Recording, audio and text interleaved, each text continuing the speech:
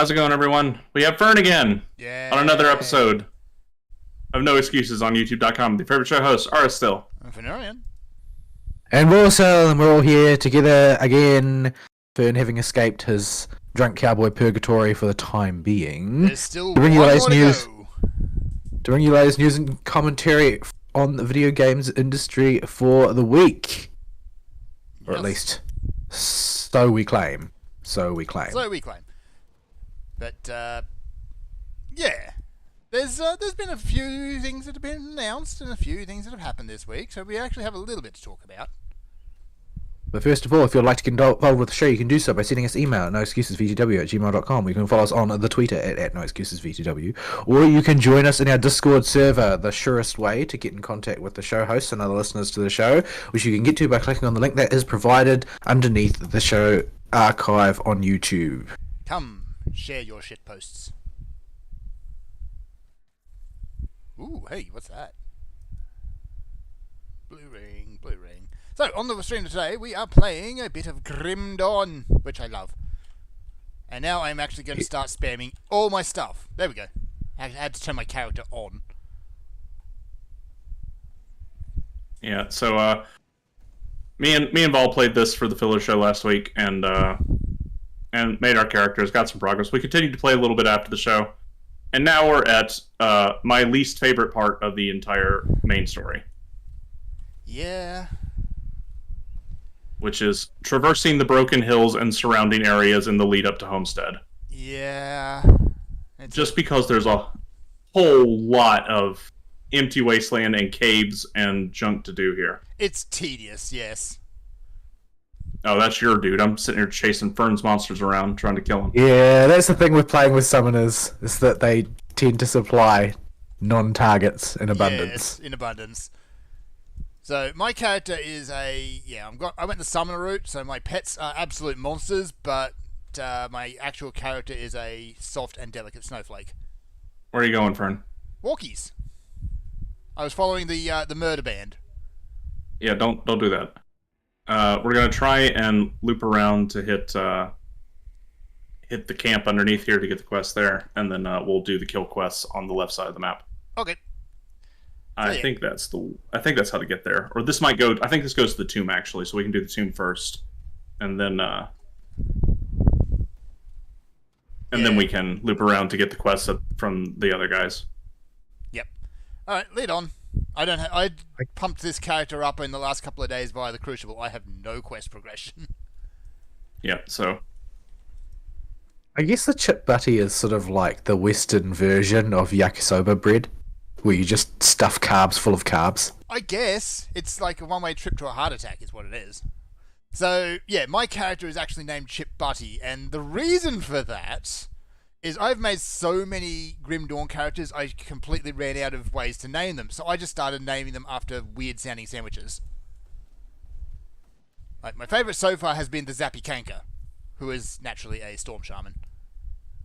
But What is in that sandwich? I have not heard that name before. I'm not actually sure on that one. I have to look them up. Because there's so many different sandwiches out there, and a lot of them have very dumb names.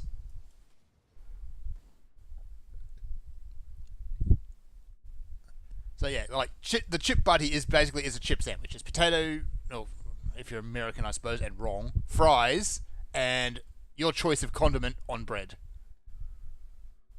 That's it. It's not exactly considered high class. No, it is not. not something that's common here, but it's not unheard of. Yeah, a chip sandwich, by the way, is different. Yeah, that's when you use crisps. That's when you use crisps, potato chips. Also chips. They are chips. Yes. So yeah, Fern, why don't you tell the audience where you were last week? I'd rather not. I mean, You don't want to relive it? Drunk Cowboy Palooza, the big one. And we ended up doing it a man down. So, yeah, my work day was 18 hours that day. So your other driver just decided that they didn't exist anymore? Yep. Right now, we're actually up to 4.5 drivers, because he just popped back up out of the woodwork again. What was his excuse for being AWOL? Well, his car broke down as he was coming back into town, and he just didn't bother answering his phone. Yeah, but say he doesn't have a phone. Do your drivers not have phones? I mean, if it's got Diablo Immortal on it, it deserves to not exist. We're gonna touch the no stick. Yeah, once we kill all the dudes around. Yep. Just in case it's something a bit fresher than we expect, which happens on occasion. Oh, with these things, Yeah. Particularly the red ones, or even the yellow ones can be a bit nasty, but I call them a does no that stick color- for a reason. That was a green Does one. the color actually? Yeah. Yes. Does the color actually matter? Yes. Oh, I didn't know that. Yeah, I just assumed that the color was for decoration. But now that you mention it, they do seem to come in different colors. Yeah. I actually in my very, very short amount of free time, I tried creating another character just to tinker with another build that was quite similar to this one, but different based on Inquisitor Soldier. But I poked the first one I found, which was a yellow one, and to my intense dismay, it summoned a mob of things that could summon up to like 10 mobs each. Ooh, yeah, those are not And fun. it was just absolutely populated the entire cave with mobs. And it took me like 3/4 of an hour to kill them. Yep. And I just stopped to do some upgrades because I got actually a pretty good haul out of that. Yep, I was just bopping some chickens on the connecting path we didn't reveal. Yeah. I don't even check my loot until I go back to town. Yeah, it's. I have it set to green only right now already, and I'm still only checking it when we go back to town. Actually, I should turn that on. Yeah, I'm set to green only as well. There we go. That's I better. don't have the space for anything else. Yeah, yellows still will stuff your bags really quick, and after a certain point, Yeah. you just don't even look at them. Oh, that is so much fire! Yeah, you be careful of ground effects because you're not going to see them. Yeah, Yeah. Well, at least if Fern's not getting quest progress, then I don't have to worry about him being in the same room when I turn in quests. However, we do all need to be in the same zone when we do a devotion shrine. Otherwise, not everybody will get the point. you miss it. We found. I'm probably a bit ahead on devotions because Crucible, but Does that give you devotion points? yes, when you get your tribute coins whenever you finish a round, and you can cash them in for devotions. Oh, okay. Yeah, they start off at 3 per, but the more you get, the higher the price goes. I'm not sure Yeah. at which, because I think after about 4 or 5 of them, it jumps up to 5 per, and then I'm not sure what it jumps to after that. Oh, many skellies with piercing weapons. Why is Oh. piercing resist so hard to come by? Yeah, everything loves piercing. Anytime I see just a brigade of crossbowmen or gun wielders, I'm just like, oh, there goes my health bar. Yep. Because at these early levels, it's really, really tough to get piercing resist. And so you're taking full damage from every shot. Yeah. So yeah, anyway, yeah, essentially last week after the Saturday, which was the Drunk Cowboy Palooza, we died on Sunday. All of us, because we have to open because we still have to provide a service. It's like we opened late and we closed at 5 p.m. and that was it. Each of us drove for maybe like 3 hours and that was our limit. It was all that you could handle. It was all we can handle. Even then, after 3 hours, we were all starting to make mistakes and just, yeah, it's not good. Yeah, I've seen how that goes in the laboratory when people have been working too many hours. It's like, don't bother because you're just going to have to do it again the next day. Yeah. Though, in general cases, when people make that sort of mistake in a lab, they don't, get people killed, so... Usually. Well, they could. What are you release Ebola. talking about? No, we get the entire public killed. That's the public. We're checking to make sure that the food is safe. So, yeah. It's, With it a ain't bomb. good. You don't do that. Yeah, there are laws about work hours for a reason. So Yeah, there's a thing though when you're at a small family business, and this especially during tax time and when I was in reorganize the company time, the state or the country or whoever can have as many laws as they want. It ain't gonna change the fact that work needs to be done. yeah, sometimes you just gotta. and they can whine and scream about it all they want. But if sometimes you're in a situation where just if you don't pull your weight or more than your weight, your company's foobar. Yeah. Though, thankfully, this may be our very last Drunk Cowboy season doing this, so, yeah. I think we've decided if we're in this position again next year, we're just going to buy tickets to the football and go to Townsville. Even if we don't care about what teams are playing, we're just going to go. I mean, you're planning to divest yourselves of the business. Have you had any interest in it yet? A couple of nibbles, but there's always going to be a few nibbles. Yeah, well, a lot of people are going to look at that and they're not be actually considering it seriously. Just like, oh well, this is an interesting pipe dream.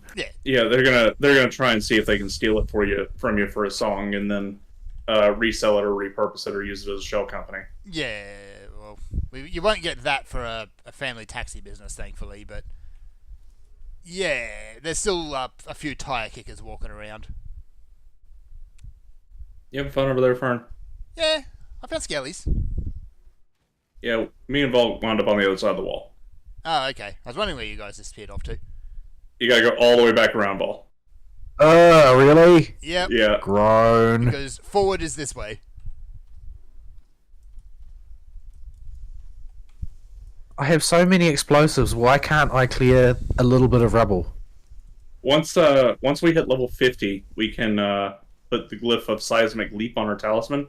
That'll let us all have a movement ability. And the fun thing about the glyph of seismic leap, you can just hop over terrain with it sometimes. Yep. You can do some silly things with it. It's great. So, yeah, aside from that, I probably should talk about some of the nerdery which I've been doing, and primarily the last few days, or week, I suppose, at this point, it's been Baldur's Gate 3. Yeah, you invited me to play randomly. I'm like, I don't own that game, Fern. Did I? Oh, okay. I think I must have misclicked you at some point.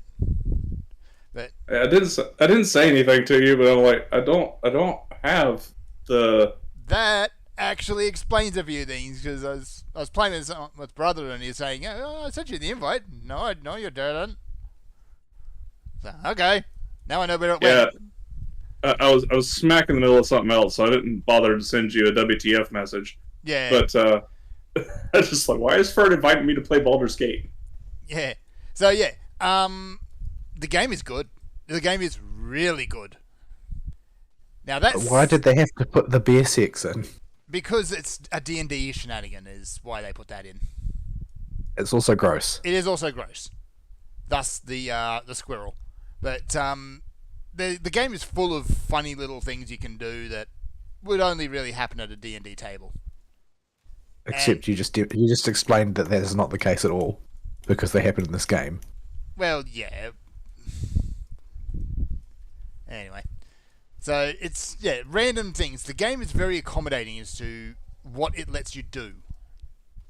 And in general, if you can find a creative way to solve a problem, the game will usually react. Usually positively. Oh, this is a monster one. Did you already spawn them? Nope. There they go. Yeah, there they are. Yeah. I have run into a... Delicious range. Not that scary usually, but sometimes you can get something nasty out of them. Yeah, sometimes. There was an elite in there. But yeah, there's always a few heroes out of there, but if it's not a problem mob, it's not that big a deal. Yeah. Yeah, I have run into a few issues doing things kind of out of sequence. Oh, you got dynamite on you? There's treasure over there. Hang on, pick it up, loot. As well as doing things in a kind of a way that the game didn't fully expect, but was only sort of accounted for. My bags are super full. We need to go back to town. Yeah. Man, how do you always fill up your bags so quick? Just picking up all them greens. Yep. I got to pull. I do as well, but I never get nearly as many as you do. Yeah. Oh, but you carry all your stuff with you, don't you? Yeah, I don't have a second. My second bag is currently contains all the components and crap, so they don't keep messing with my primary inventory. Yeah. So I have one less bag than you do. I just dump everything in the stash every time. I do also do that. I do not. I haven't organised it yet, though. I really need to put it in a shared tab, but I haven't got around to it. Because I need more more iron to get more shared tabs. Yeah, you'll rack that up pretty quick. Until you start trying to craft really expensive relics or start trying to craft set items. I found that'll eat your iron for breakfast. That just chews up your iron. First, let's get rid of all these shields. Oops, I dumped a whole lot of just random rubbish in here. I need to get rid of that because it's ruining my organization system. Cold damage. One hand. What should I be keeping an eye out for, the Fern? For which? What is your juiciest stat that you want me to keep an eye on? Oh, he wants pet damage stuff. Yeah, anything with pet damage. Anything pet damage. Right. I assume you're going for a cunning build and cunning and fire. He's Fire. He's gone full retard into fire. Can you not see my character? You are walking embodiment of fire, is what you are. Actually, hang on a sec. Let me rummage in my stash here. Because I think I have... If you have anything that has good lightning damage on it, I'll take it. I have a one-handed mace that gives pet damage. No, that's level 14. Now you've outscaled that. Level 20. Oh, these gloves give... Oh, it's not quite enough to justify it, but it nearly is.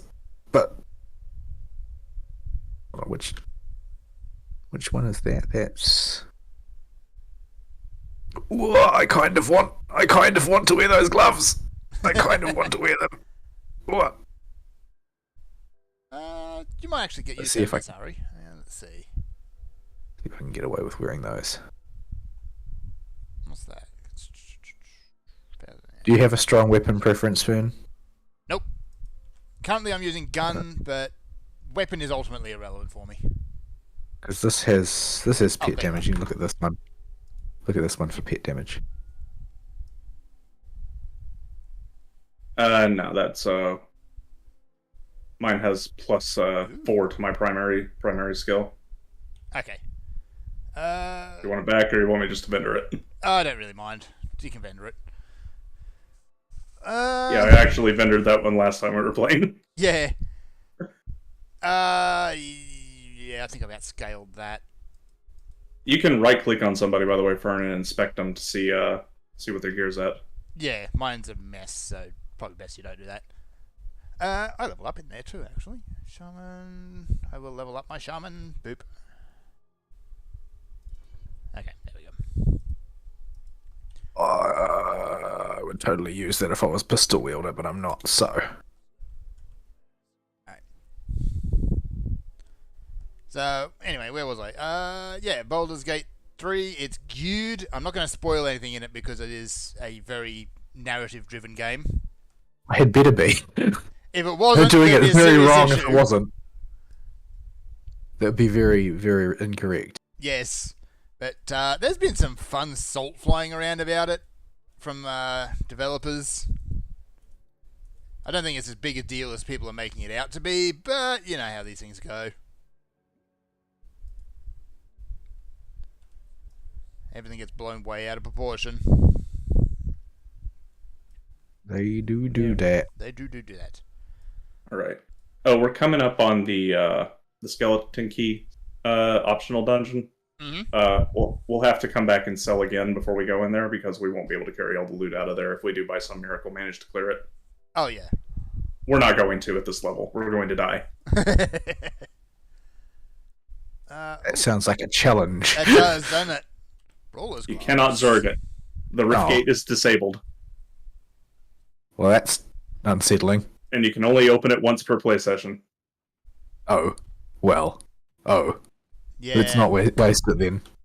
Well, I'm just going to dump something in my stash and fit another emerald to that ring. Skeleton keys are pretty cheap to craft, so just doing it for funsies right now won't be that bad. Let's see.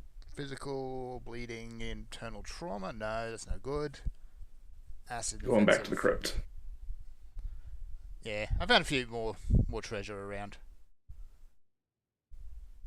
Oh, you knocked over this wall Yeah, knocked under over the here. wall. You can never have Well, it too had some much very, treasure. very. Yeah, it had some very good gloves for me. I'll take Where's those. my fire multiplier at? 665%. I think the most fun thing about doing builds in an ARPG is going absolutely autistically retarded in one particular direction to the exclusion of all other sanity. Yeah. Yeah. Pick one stat or one skill and just try to crank it out to the max. Blow it right out, yeah. What do I need for that? I need red, yellow, blue. I've got red. I need yellow, blue.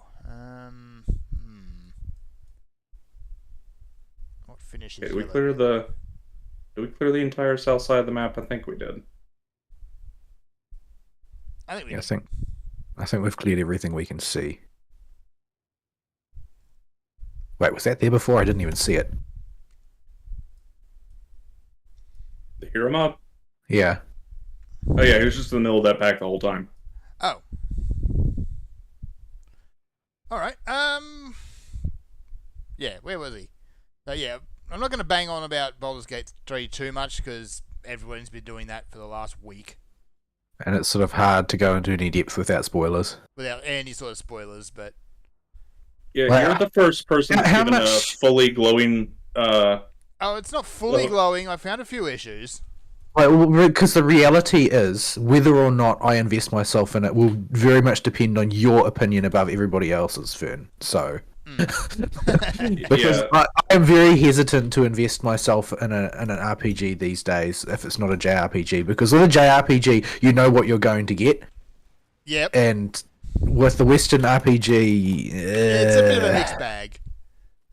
Yeah, But, and it's not just technical jank with Western RPGs. Like, how woke is this thing? Moderately. Yeah, that's what I thought. I think a Right, part of that uh, is because they just wanted to open up everyone's romance options completely indiscriminately.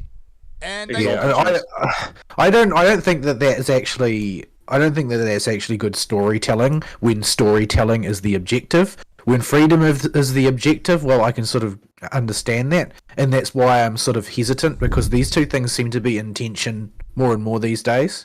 yeah. Whether are you going to prioritize the story actually being good and like coherent, or are you going to prioritize letting people just do wacky bullshit? Yeah.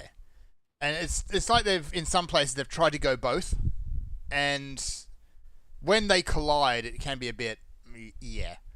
The romance Y'all went options the other actually, way. I haven't really delved in too far, and the big reason for that is after a certain point in the story is all of them become available all at once.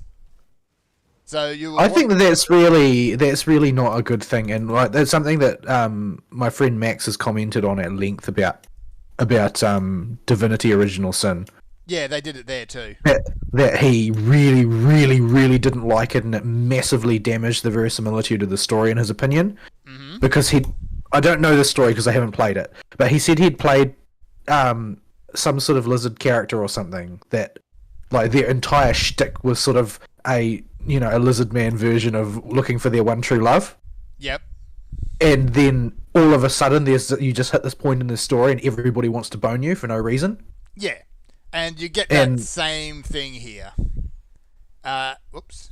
Unless you But- have done something to royally piss off a character, they will all want to bone you at the same time. Yeah, well, the thing is that story that character was telling was about, like, it was specifically about, trying to find the actual princess that he's supposed to find and rescue type of thing. Yeah. Not just like, oh, well, this is a free love society where we bone anything with a pulse. Yeah. So it's a bit. Yeah. Okay, so So Well, that's Is this one. guy trying to compete with? Is this guy trying to compete with Ice Shillendrig for stupid name? Probably. Zazelindagigig or whatever. Zathuzilin. Digigigigig. All right, let's go back to town, vent our crap, turn the quest, and fail miserably at this. Yeah, because I nearly died in that fight, like 3 times. Oh, we're gonna die. I was hammering the potion button. Yeah. So anyway, that's one of the big issues I found is, yeah, it's like you reach a point in the story and it's like, choose your romantic partner. It's not quite in that Ugh. phrasing, but that's how But it that's kind of comes you can across. tell that's what's actually happening, right? It's Yeah. always like that. Yeah, And- I criticized a similar thing when I was talking about the Trails games and how Cold Steel dumping all its romance options on you and having him pick a girl instead of having one canon love interest if you're going to go with a romance story, like the Yeah. previous games did, just makes it a worse story overall. Yeah. The thing is, I'm not really sure why that should be the case, because there was a time where there was a lot of criticism was directed at the likes of like Dragon Age and Mass Effect and that for this sort of almost pathological focus on scripting love stories into the game, and they appear to have gone back to that well again, sort of heedlessly, except it's even more blunt now. Like, because I remember in like, do you remember any of the romance plot lines in Hordes of the Underdark? Barely. No. Because they were like coherent, like they sort of made some sense. It was not like they were grand writing, because they weren't, but it was actually really hard to trigger a romance plotline. Like, you had to pick the right thing to say every single time and be the right sort of person, like fundamentally, that that character would find appealing. And you know, there was a lot of Blueprint Skeleton Key. There was a lot of Nice. oh, do I want this? Is that what I want? If you haven't used it, yes. Okay. Like, I already have one. Yeah, you got it from the quest. Gates are Okay. opening, so once the door opens, get inside the door before it closes. Right. Yeah, the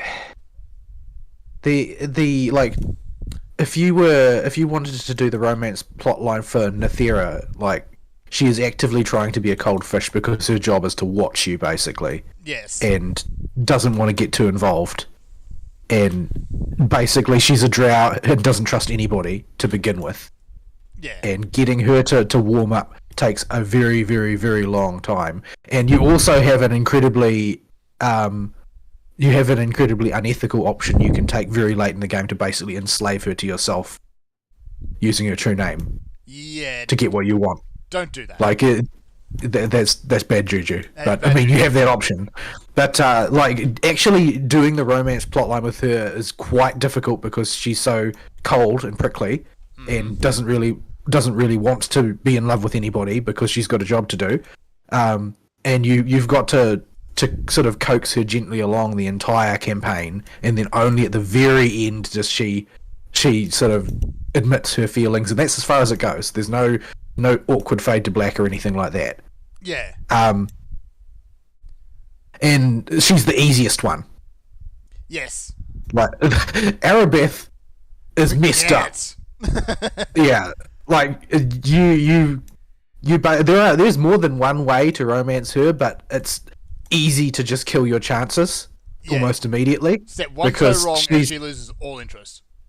Yeah, because she's a blackguard. Yeah. And you can romance her through her redemption or through, you know, indulging her worst impulses. But either way, she's a very, very, very tough one to get on side, because even when she's like your ally, she just basically has nothing but contempt for you. Yeah. She's, And you don't have very long to get it right either. The hardest one, the one that I was never successful at, is the sleeping man, and you just have to pick the exact right conversation options every time you speak with him. And what it is that will lead you down a romance plot line is completely you're unable to tell. There's nothing, no way of discerning it based on the content. What you might think would do that just generally won't have that result. Yeah, so, and that's, I think, where it kind of should be, is like, it's earn your happy ending, or in some cases, Yeah, and there's seriously messed up ending. And none of it, not a single one of them, is about physicality in any way. Yeah. Whereas, Like, if you get to the end of the original campaign and you've toted the Lady Bard Sharwin along with you the entire time, and you go for that last minute flirt before the final boss, she's like, well, we'll talk about it after we save the world. This is really not the time. Yeah. Whereas Baldur's Gate, it kind of starts with a very casual fling, physical fling. Even with the, the militant, aggressive, ice cold bitch Lae'zel, or Lae'zel, how you pronounce her name, the Gith. The what? She's a Githyanki. Uh-huh. The race in D&D lore that's recently been retconned to something other than they hate their counterparts. Oh, I think I kind of know what you're talking about. Githyanki Githzerai Yeah. rivalry. That was their whole plot before. It was like they hate each other. That's it. That's got a totally Now normal they're Mind Flayer hunters. But at least the way the characters come onto you, at least is the totally normal buckler. Yes. I thought the Gith had like blue and orange morality compared to most of the inhabitants of Faerun. Yes, they do. Also, So how could you Grey possibly romance one? They're also physically incompatible with other races, but never mind that. But they're all in character, but it's like, I'm not really interested in all of this stuff. Because it starts at that point, and then the relationship proceeds there, which is. I think that this is sort of an unhealthy projection of the sort of modern progressive values of the writers on the fantasy world. So you can't get an interesting romantic plot line anymore because everything has to start with a physical interaction. Yeah, and you can see the inflection point taking place right in Dragon Age Origins, because you get that opportunity with the witch lady? I don't remember her name. Morgana. That Morgan? Wasn't her name, but something like that. Anyway. It was something like that, but Claudia it wasn't Black. that because she's Claudia Black. Claudia Black. You had the opportunity to indulge in a physical fling with her early on, but if you did that, it completely ended any possibility of a romantic plot line because she didn't respect you anymore. Yeah. No. That was the inflection point. That was the last time that the sort of the physical aspect of the relationship was given a value. Was given some sort of this has actually got some kind of bearing on the relationship as a whole. How did you manage that? My goodness me! I opened a chest. You opened the wrong chest, boy. Yeah. I can't move. Let me out! Let me out! Yeah, you actually do get an intimate moment with her at the end of the game, but depending on how you've played it, because it happens pretty much one way or another, unless you've really messed things up. But in most playthroughs, if you haven't been actively romancing her, it's a purely business transaction. Yeah, so we need to accomplish this goal. Yeah. And it's probably about the most accurate, I guess, that a video game sex scene has actually been. Yeah, well, the thing is that I feel like that was the inflection point where everything in that game in Dragon Age Origins was so sensationalist that they basically boiled down to sensationalism after that in Western RPGs, and everything was downhill from there. Like, I don't personally think that game was awesome. I don't think it was terrible, but I didn't have a terribly high opinion of it either. But I do think it was an inflection point, and things went downhill sharply from there as far as character and romance plotline writing went, because they straight up lost the plot of how it was done. Yeah. So because they turned it into something weird. Yeah. Thankfully, though, after that point, once everyone decides that you're going to jump their bones, and if you turn all of them down, I think that's pretty much the end of it. Or you pick one. 42, by the way. What's that? We good. We good. There he is. Did he just get up again? Why did he get up again? Because they do that. Why? But why though? Because screw you. I'm trying to deal with the dudes on the other side of the wall too that are sitting there shooting us. Oh, there are dudes? I could have gone and taken care of them, but I didn't know they were there. You were on a Dragon Age Origins tear, though. I didn't want to interrupt you. So, yeah, aside from, that hanging plot thread. The rest of the plot I found has been very good. It's very adaptive as to what you do. They had found a few issues, like where there's a quest with a hag where it starts off by two guys berating an old lady. I thought you were going to start with the two guys walk into a bar joke. No, that happened later. But It would. It's D&D. You have to walk into a bar. You've got at to some walk point. into a bar at some point. I mean, it's Baldur's Gate. There's like 5 of them, and each of them is incredibly seedy. But no, yeah. So it starts with the choice to either side with the old lady and fight the guys, side with the guys and confront the old lady, or just keep walking. The old lady better not be Kreia. No, she's not. She's just a hag. Oh, good. Hag doing what hag do. Hag as in she's a woman who's a hag, or hag as in she's the creature that is a hag? She is the creature that is the hag. Oh, so her race on the race form is hag. Yes. So she doing what did she do, and she stole their sister because, hag got to eat. Also, hag needs to screw with deals because hags. But when I chose to fight those guys initially, but I turned on non-lethal combat, so just knocked them out. When you find the sister, you tell her that you fought the guys and not only knocked them out. There's actually a text prompt for that. But the sister, and then the game as a whole, proceeds as if you'd murdered them. Huh. So there's a few little niggles like that. I also have found, in one case particularly, an NPC metagaming. So there's that.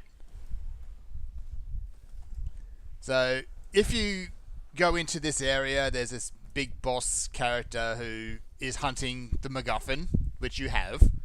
But it's entirely possible to go through this entire area without once revealing that you have said MacGuffin. And which I have done. So yet when I went to confront her and, pick a fight with her because she was standing in the way of an important looking door, she suddenly knew that we had the MacGuffin and wanted the MacGuffin. So there's a few little niggles like that, but when you make a big, sprawling, multi-path story, that sort of thing's going to happen. Yeah, I wonder if this sort of thing is if this will be the last game of this type that's made, though, before, instead of that, it'll be an AI engine. Maybe. And because the AI engine can remember all of the plot threads, once it's a mature piece of software, we won't see these issues anymore. Yeah. We'll see a totally different kind of issue. We're going to see totally different type of issues. Yeah, giving an Give AI... it within the decade or half decade, and the AI will have progressed to a point where it could easily keep track of all this stuff. Yeah, right now the AIs tend to have absolutely awful memories. They're progressing at an incredible rate. It's not that their enemies it's not that their memories are awful. It's that the sorting algorithm for the data that's taken is not complex enough. It's not able to sort everything into the correct boxes. Because, like your first generation one will put every piece of information into one box, but the reality is that any given piece of information has to create multiple appropriate boxes to sort it into. Yeah. Actually, that's another thing I did do during the 2 weeks, is there's an app you can download on your phone, which is basically play Dungeons & Dragons with an AI storyteller. And, yeah, it's fun. You really, really want to DM your D&D game that bad, huh? Yeah, it sounds like a lark. That actually sounds like a lark. And it is, because you can do basically whatever you want, the game will react. But if you do some things like, I found a treasure room and I was going through it looking for treasure, found an interesting object, asked the AI to tell me more about it, and it was all fine. And then it just suddenly forgot where I was, and yeah, just because, you're in this random place now, and there's a Minotaur. I just killed a Minotaur. No, there's a Minotaur. Kill it again. Kill it again. This is his brother. You made him mad because you killed the other one. No stick. Okay. So Ready yeah. for no stick? So up until that point, it was a lot of fun and it was actually very cool. And then it's like, yeah, okay, it's completely forgotten what we were doing. Yeah, and AI is gonna. Well, I that's keep, it's rooting me in place. Ah! we at least kill one of the ghouls. Yeah, one of the ghouls is dead. Yeah, as the other- algorithms do get everything. better, it's going to become more and more adaptable, I guess. I got kicked out. I couldn't survive. I was rooted in place. I just have to cool my heels and wait for you guys now, do I? We're almost out. Yeah, I think we're near the end. I sincerely doubt we'll be able to make it much further. So just Well, I mean, I still have my skeleton key. yeah, but you can't use it to reopen the door on the same play session. Oh, really? Yeah. Disappoint. Yeah, So, the door closes after a minute of being opened and can't be reopened again until the game's reloaded. Yeah. Right, yeah, I'll start selling my stuff. I'm not going to bang on about Baldur's Gate too much more because it's one of those things you really just got to play it yourself if you're interested. But like most Yeah, of the I'm just characters have been enjoyable, except for the characters that you're supposed to not like the entirety of the GIF. Not that way. I'm just trying to beeline it for the exit. Okay, hang on, we got dudes behind. The gameplay itself is a lot of fun, very adaptable. Especially when you can do things like if you're playing a barbarian and you've got your strength score up high enough, or with the right rage, you can do things like just pick dudes up and throw them off cliffs, or rage other dudes. Kicking things off cliffs becomes a very useful strategy, actually. So remember that. So, in like overall, how do you feel like the mechanics of things like combat work? I find Like, it's how well is it no, executed? Shit. I got snagged. No. You get rooted. I got rooted. Yeah, I'm currently getting feared, and I'm somehow not dead yet. Yeah. It does something I think a lot of CRPGs that are based on other rule sets do, and that's kind of, it feels like you're actually playing with that rule set. No, I died. So it In a good feels- way or a bad way, though? In a good way. So it Because that can really go either way. It can go either way. But yeah, with particular like D&D 3.5 and Pathfinder first edition for those relevant games, is they have to adapt a lot to make it work as a video game. But 5th edition, not so much. They haven't had to adapt a lot. They've had to rebalance a few things like divination wizards, because you don't have a human DM to screw with and make rage quit.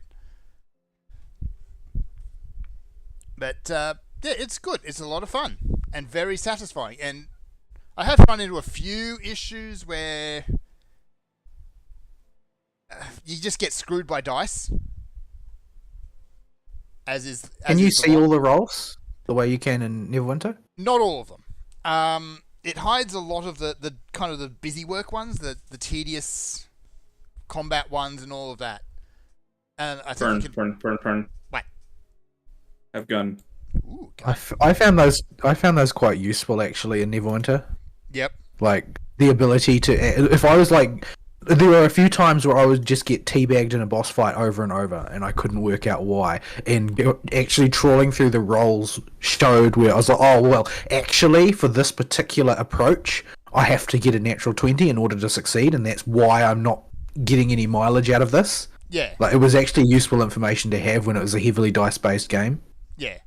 So it hides a lot of the tedious, just busy work ones, but the important ones are front and center. So, like when you're picking a lock or something like that, it is right there in your face. Apply your modifiers as you need and all of that. But, yeah. So, when it really matters, they're right there. So, overall, I'm going to give it just a big recommend. I'd love for them to add more options, more subclasses and things, but from what they're saying, they're not going to do any major DLCs. They're just considering the game as a finished, complete product. What? You're not allowed to release a finished game. What are you talking about? I Well, know, they didn't. right? They had early access for like ever, didn't they? They ran it for 3 years, so that's another thing I'm a little bit worried about. Is Chapter 1 has been polished to a mirror shine. There's a few little bugs, but not many. But apparently that changes once you hit Chapter 2. How many chapters is it? 3 chapters, from what I can tell. Part of that is because they pushed the release date forward because Bethesda happened. Right. Because Bethesda started pushing back Starfield, they pushed it back, and then said, oh, hang on, we're going to do an early access period on the exact day that Baldur's Gate 3 releases. Because, can't play nice, you've got to play dirty. Man, Habo got free copies of Starfield on his GPU that he bought for his new computer. Did he? Huh. Yeah, he got a free copy of Starfield. I'm like, that game ain't even out yet. Yeah. That promotion must have started before the release date got pushed back again. Yeah. It's like all those Monster Energy cans with Halo Infinite promos and codes all over them that you couldn't use because the game had another 6 months. Yeah. So, there's a set of shoulders near one of the vendors for you, Ari, if they might be useful. Which of the vendors? The faction vendor inside? The faction vendor, yeah. Ooh. Of course, I have yet to ask the most important question, which is, have you met Minsc yet? No, I have not. Disappointing. Or Jaheira. Needs more Minsc. It is more Minsc. Minsc is the more important character. Jaheira is a important character, but actually, depending on what ending you got for Baldur's Gate 2 and how canon you want to keep things, she could be very much dead at this point. Because if I recall, there is an ending or an ending for her in Baldur's Gate 2 where she goes completely bugfuck nuts. Yeah. All right, back to the Broken Hills Rift, returning the quest, and then we will continue on our journey through this nightmare of his own. Yeah. That's kind of her big plot arc in Baldur's Gate 2 is her husband Khalid dies in the opening act. He's actually dead when you first find him, and she just keeps blaming herself for it. This should give you an attribute point, by the way, of all this quest is one of the important ones. Yes. Actually, I've got some attribute points to spend too. Boop. I have not been spending my attribute points in any coherent way. I am going to have to reset them all and redo them. I got at least 2 potions. So I didn't know what the main stats story. did, so I kept just putting them in random stats. Yeah, the main story gave me at least 2 reset potions, and I know they can drop rarely through one of the skeleton key dungeons later. All right. So let's fill in this section of the map and be sure nothing special's up here, and then we'll continue on. Yeah. So that's primarily been my week, is, playing that. And that's about it, really. I haven't done a whole lot. I haven't watched a whole lot of anime. I kept watching the vending machine one because it just seems like it wants to be cozy. Pointless. I can't but cozy. quite like it. I can nearly like it, but I can't quite like it. Yeah. It's just it feels a little bit twee to me. Just a bit. And yeah, the fact that the protagonist is a inanimate object that can barely communicate means half the time, why are you here? You're just a MacGuffin at this point that can have internal monologues.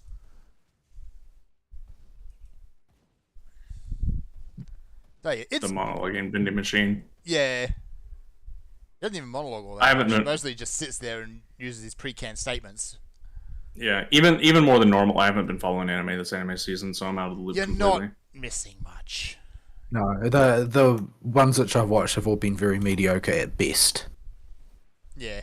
I do want to sit down and watch the new season of Jujutsu Kaisen, but I might wait for it to conclude and do it all in a hit. Yeah, this whole story arc seems like it's better to watch in one go. Yeah. And it's definitely not going to interest anybody who's not really a fan of it. Like doesn't really have much going for it other than, oh well, this is a critical backstory to understand the characters and what's going on. Mm-hmm. And more because it's a long-running shonen, the pacing is just not there for week-to-week watching. Actually, this season's been moving pretty quick. Oh, there's a first. It feels like a whole season's worth of content from your typical shonen. Only it's been half a season so far. Yep. Yeah, I could imagine the same story being told way slower. Yeah, that's how it And, usually goes for shonen. Is they take the long way. They spend half an episode recapping and might do one thing. We're looking at you, Oda. So But anyway, yeah, I'll check that one out once the run is done. But Vol, what you been doing? Not a whole lot. First half of August is always an incredibly brutal, a brutal time in the lab because it's got double ILCP testing, which means that February and August are the two bad months where you end up with like the highest density of really long, complicated tests that need to be done, and also none of them earn you any money. In fact, they cost money. It's a huge pain in the ass, but it's just something that happens every year, like clockwork, like taxes. It's just a pain in the butt. Oh, it's coming. Don't remind me. Yeah. But, yeah, government does require we do it, so we've got to do it. For Fern, so you can get the point. Yeah, I don't have any movement speed. I don't have any emeralds on me. This is why I carry everything with me. I didn't even know you could have to offer crafting materials. Yeah, they're not all spawn monsters. Sometimes you just turn them on with an item. Those actually might be an upgrade. Where was I putting my devotion points again? We had diverged, and I think you were working towards the Hydra and the Torch. No, I think I was still on Kraken. Yeah, don't forget with devotions, if you've finished a star sign, you can go back and reclaim that point that you initially invested in the crossroads. Oh yeah, we're still working on Kraken. Yeah, you don't need to keep that point there.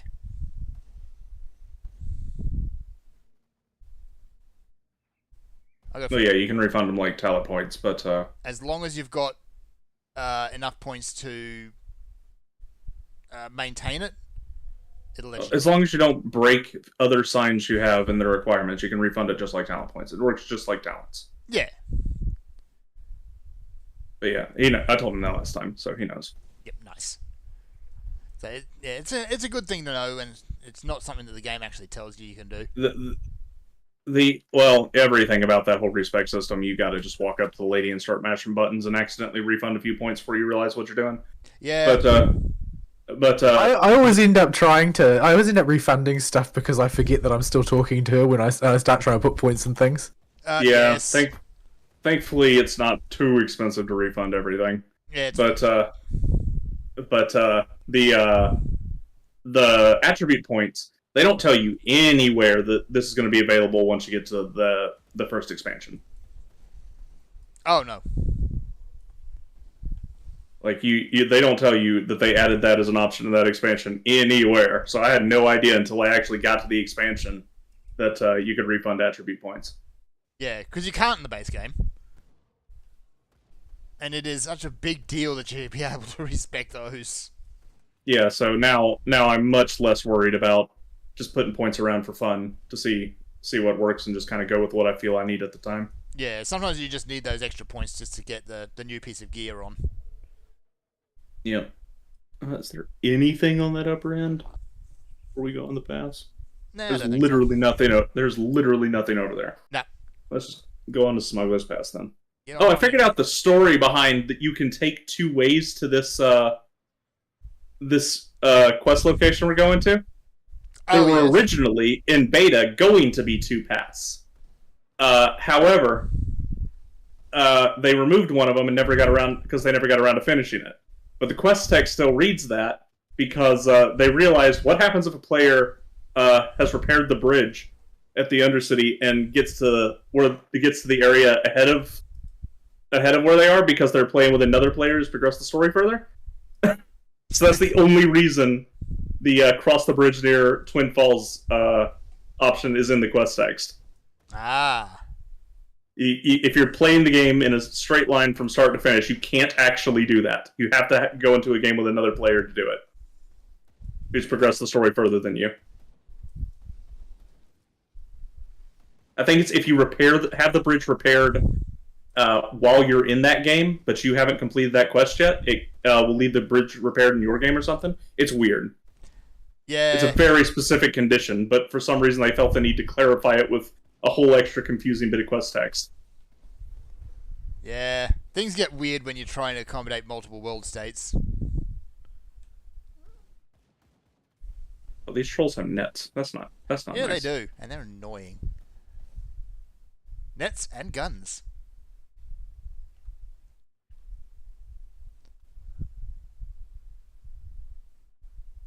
So yeah, Vol, you got work going. Yeah, and so that ate a huge amount of my time. I didn't have a lot of time to do other things, to be totally honest.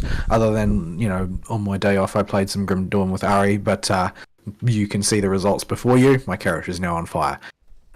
So is everything. We just continue to add more fire. Yeah, well, like I said, to autistically and single-mindedly pursue an absurd goal is the whole point of character builds in ARPGs, as far as I'm concerned. Yep. And my goal is to watch the world burn. So, yeah.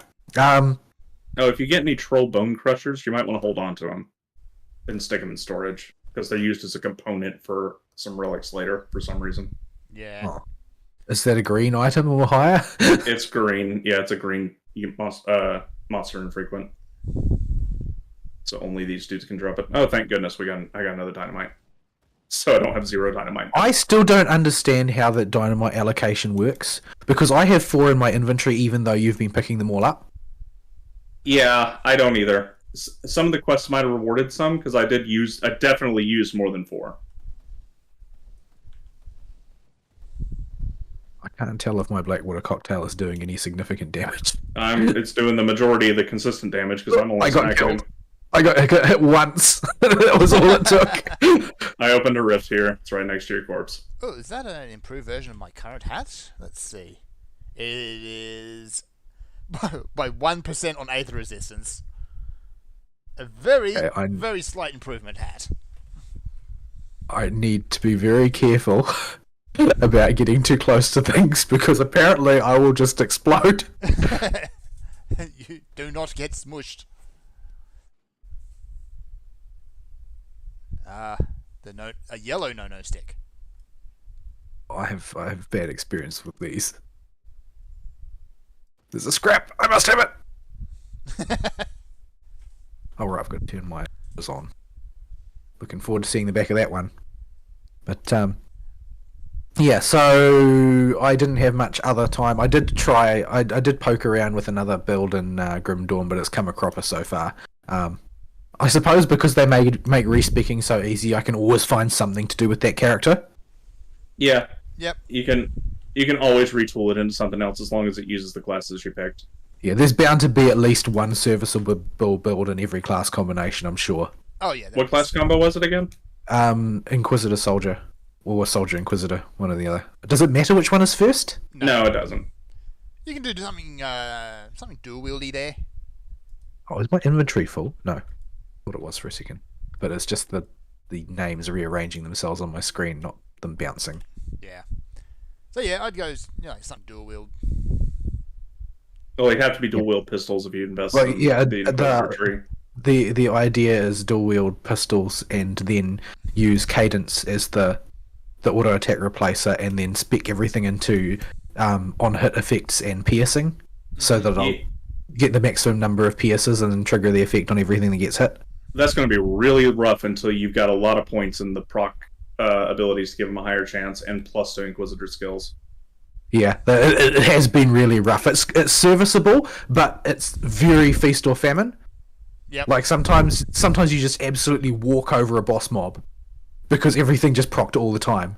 Like, and sometimes it's like you get murdered by a zombie because nothing procced at all. Yeah, I imagine that build is probably as good or better than Laser Wizard for just mob farming once you get it rolling, but you got to get it off the ground first, and it's going to take a while. It's the sort of unreasonably masochistic build that I'm notorious for using. Yeah. But I remember this bit. Yeah, I have a similar build on my character I've abandoned. It's except it uses Arcanist instead of Soldier to double down on the elemental proc damage. Mm-hmm. Yeah, I was planning to use Bleed and Internal, but it requires too much Soldier to do that. I don't know how far you can actually go down both trees. Like, I don't know how many points there are up for grabs. So, yeah, I haven't decided exactly which type of damage I'm going to maximize. But I might just use raw damage, and every other type is incidental. Yeah. Because there are too many different directions that between Inquisitor and Soldier, you basically split in every considerable damage direction at once. You do get enough points that you can still stink 100 points into both bars, or not 100 points, but full points into both bars, and still have enough to do a solid build on top of that. Are you ready for the worst type of area in the game? Aether Corruption. Yeah. If you stand in the green, it does percentage health damage, so you need to book it and pop potions to survive. Aether Resist And does nothing. And we need to book it. No cost too great. No cost too great. Ow, ow, Sword ow, blades. Ow, ow, ow, ow, ow, ow. Yep. And there's another area which I actually go to a lot Whoopsie. for Corbin on my plus Aether. I'll put a rift up. I didn't make it because I'm not fast enough. Did you run all the way to the gate we can't open yet? I don't think I did. Yeah, we went to the Manticores. We went to the breathing room offshoot path. We took the off ramp. You took the off ramp. Okay, yeah, I've done this thing too many times with different characters. I can't remember who does what. Yeah, we'll go to that locked area later, depending on what faction we pick, but not right now. Yeah, I did go too far down the route. I do love how just because the world is static, you can have somebody that knows what's in the world and take you to all the fun spots and see people do things like that and just go waddle down the path and get blown I up. just got a dynamite. Did you even see that dynamite? I did not get that dynamite. Huh. Some dynamite is a random chance to spawn. Yeah. I'm gonna die.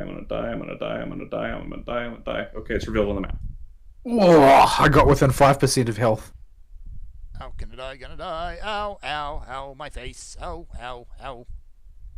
Yay. I saw monsters chasing you and thought, oh, he's really gonna die. Okay, back to the rest stop. I just wanted to reveal this on the map. Yep.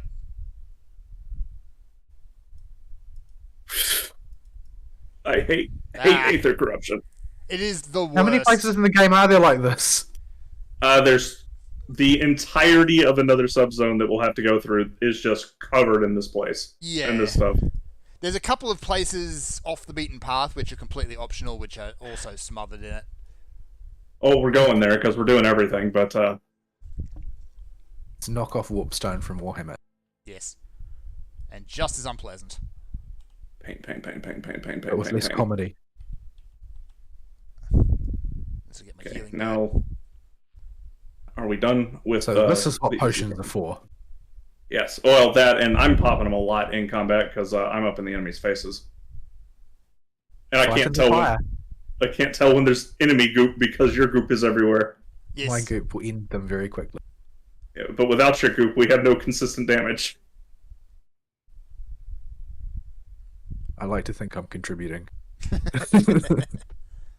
So yeah, I guess I can jump in with you on the Grim Dawn we played together. We just kind of kept going. Yeah. It's just a complete it's and solid ARPG of the old Diablo 2 style without any of the it's like- microtransaction, always online, any of There's the no battle FAF. pass. Yeah, none of Yeah. that garbage. No seasons. It's like, What- here's it- the game. Enjoy. Yeah, you can just play it casually and take the loot you get. If we It's get a just little so bit smooth. further, get to the end game, maybe we can do a few runs of some bosses. Like, it's just a complete ARPG. Yeah, full game. Yeah, and when they release DLC, you buy it and then you own it, and you've got all the content in there, and they do not expect you to buy a pass every year to get all of the DLC. Yeah, and And your progression is consistent and doesn't reset on every season because season. I'm going to post this in live show chat, so y'all are gonna run ahead of me. I feel like a raging hypocrite sometimes because I love playing gacha games and they are like arguably a lot more predatory. Although I'm starting to doubt that now, having seen how Diablo 4 came out. Yeah, Like maybe ARPGs are in fact the most predatory. yeah. I posted a screenshot of a thread, a Steam thread made by one of the developers of Grim Dawn. And the Grim Dawn team, in fact, all of Crate Entertainment in general, is very good as a company. They don't have to deal with corporate bureaucracy because they're a relatively small company, and so Yeah, they can that's just the come and thing talk with- to you. With they're owned by THQ Nordic, aren't they? I mean, published by. Yeah, they're published by. Yeah. Yeah, But yeah. So the THQ Nordic seems to be pretty good about being quite hands off. Mm-hmm. Because remember, they're also in charge of Titan Quest, and they're in charge of a bunch of other stuff as well. oh wait, did we just go back in the wrong cave? We did. I was just following you, but Yeah, I was trying to find the screenshot, so I went in the wrong cave. the I'm just clearing well, off the, black in spots. the THQ Nordic are also publishing that what's that game? I talked to Fern about it yesterday. It's trying to pick up the mantle that was dropped by CNC. Oh,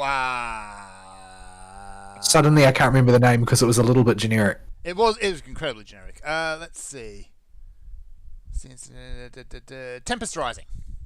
Yeah. It looks like it's trying to pick up and run with the CNC style RTS that's basically, as a genre, has fallen completely by the wayside and basically doesn't exist anymore since Blizzard decided that StarCraft 2 wasn't profitable. So there's no RTS genre. Yeah, and EA. Oh, let's never forgive CNC rivals.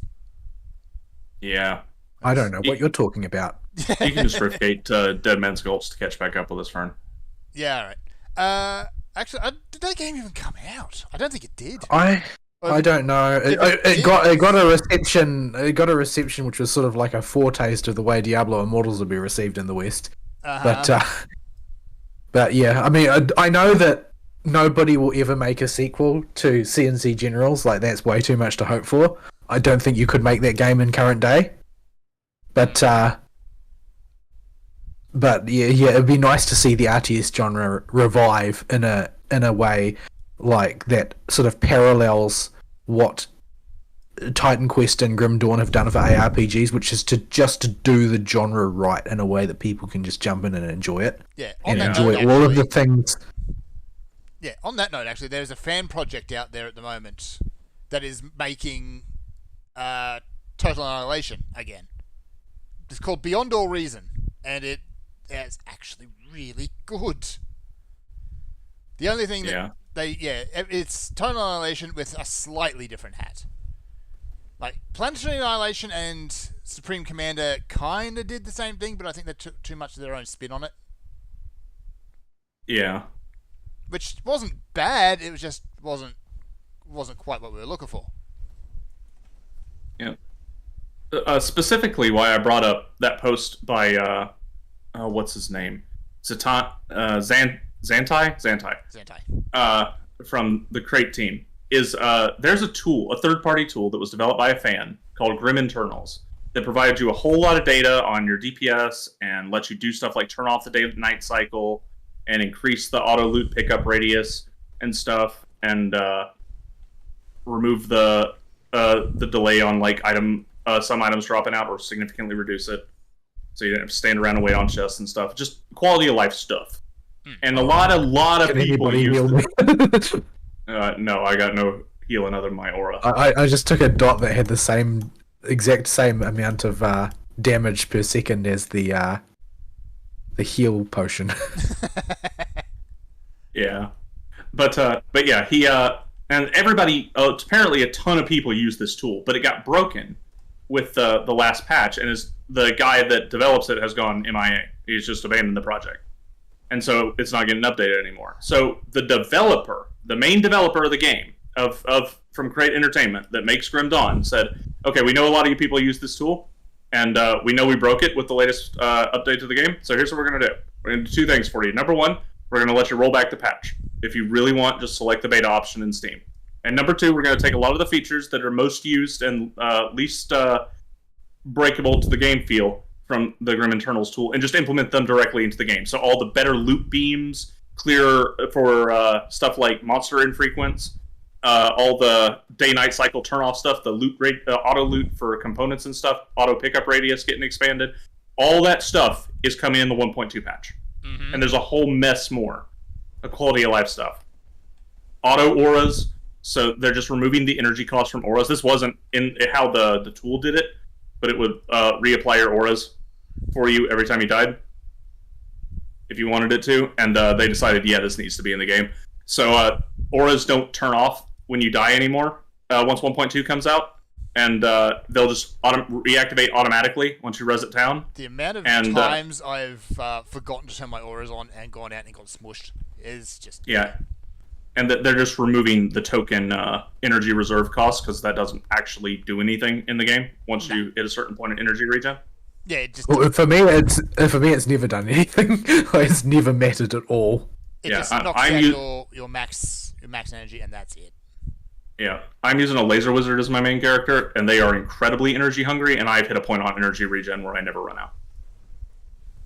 Yeah. I'd have to sit there for like 30 minutes channeling that laser beam to outpace my energy regen.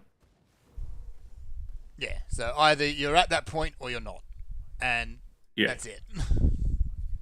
So they're doing what they can to fix that.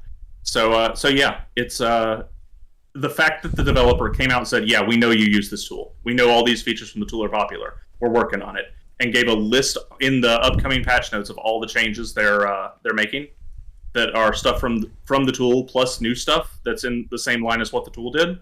Mm-hmm. For a huge quality of life update for version 1.2 is just nuts for a Western developer. Yeah, it just doesn't happen. Yeah.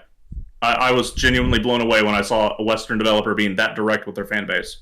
Well, I think it's just that they like ARPGs. Well, they must. They're making another one. Well, I mean, if you look at it, it's like, and I'm gonna poach some stuff from a video that I watched earlier today, but it's like basically this all comes down to that Steve Jobs thing, right? His famous monologue about whether the product people or the marketing people are in charge of a company and what that does. That's probably the single most famous monologue that Steve Jobs ever did. And I think that that's basically what's at work in the video games industry writ large, is that as soon as you reach a certain threshold of profitability, the sales and marketing department get promoted to run the company because they are the ones that make the money. They're the ones that make the cynical decisions that are highly profitable. And so they are the ones that can bring success to the table. We haven't. Oh, did we miss the whole section of the cave? Well, I did. I don't know if you did. No, I definitely did. I just was. Oh yeah, we did that. Missed that mid there.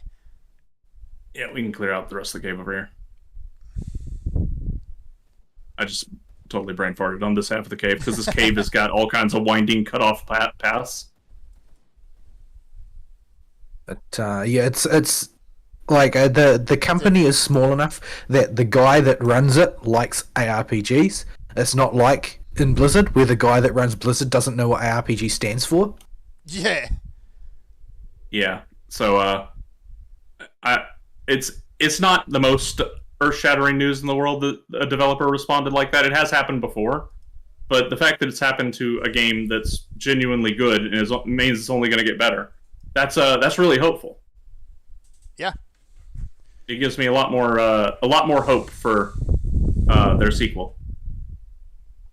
All right, I need to do a shop stop. Yeah. Oh, you guys are already up there. Yeah, just come up through the next waypoint. So yeah, we need more people like that, and yeah, the market is maybe starting to realize that. I don't know. We'll find out. Well, I don't think the market, as we think of it as an entity, can realize that. This is a thing that happens when you get big enough, and there's really nothing you can do about it. Yeah. If unless you are fully aware of it going into it, when you suddenly have your big hit, there ain't a whole lot you as the developers can do to stop it, because some marketing dude will come up to you and go, hey, yeah, that's great, but what if we do this? It'll make a bit more money. And the first few times it'll be like, oh, yeah, that's okay. And then before you know it, they're running the show. Yeah.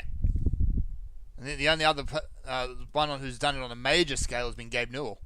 And even then, it's like, eh. You have to have somebody fully cognizant of it and just go, no. And that's just that just doesn't happen with Western studios, because they only value the dollar and have fully bought into the infinite growth model.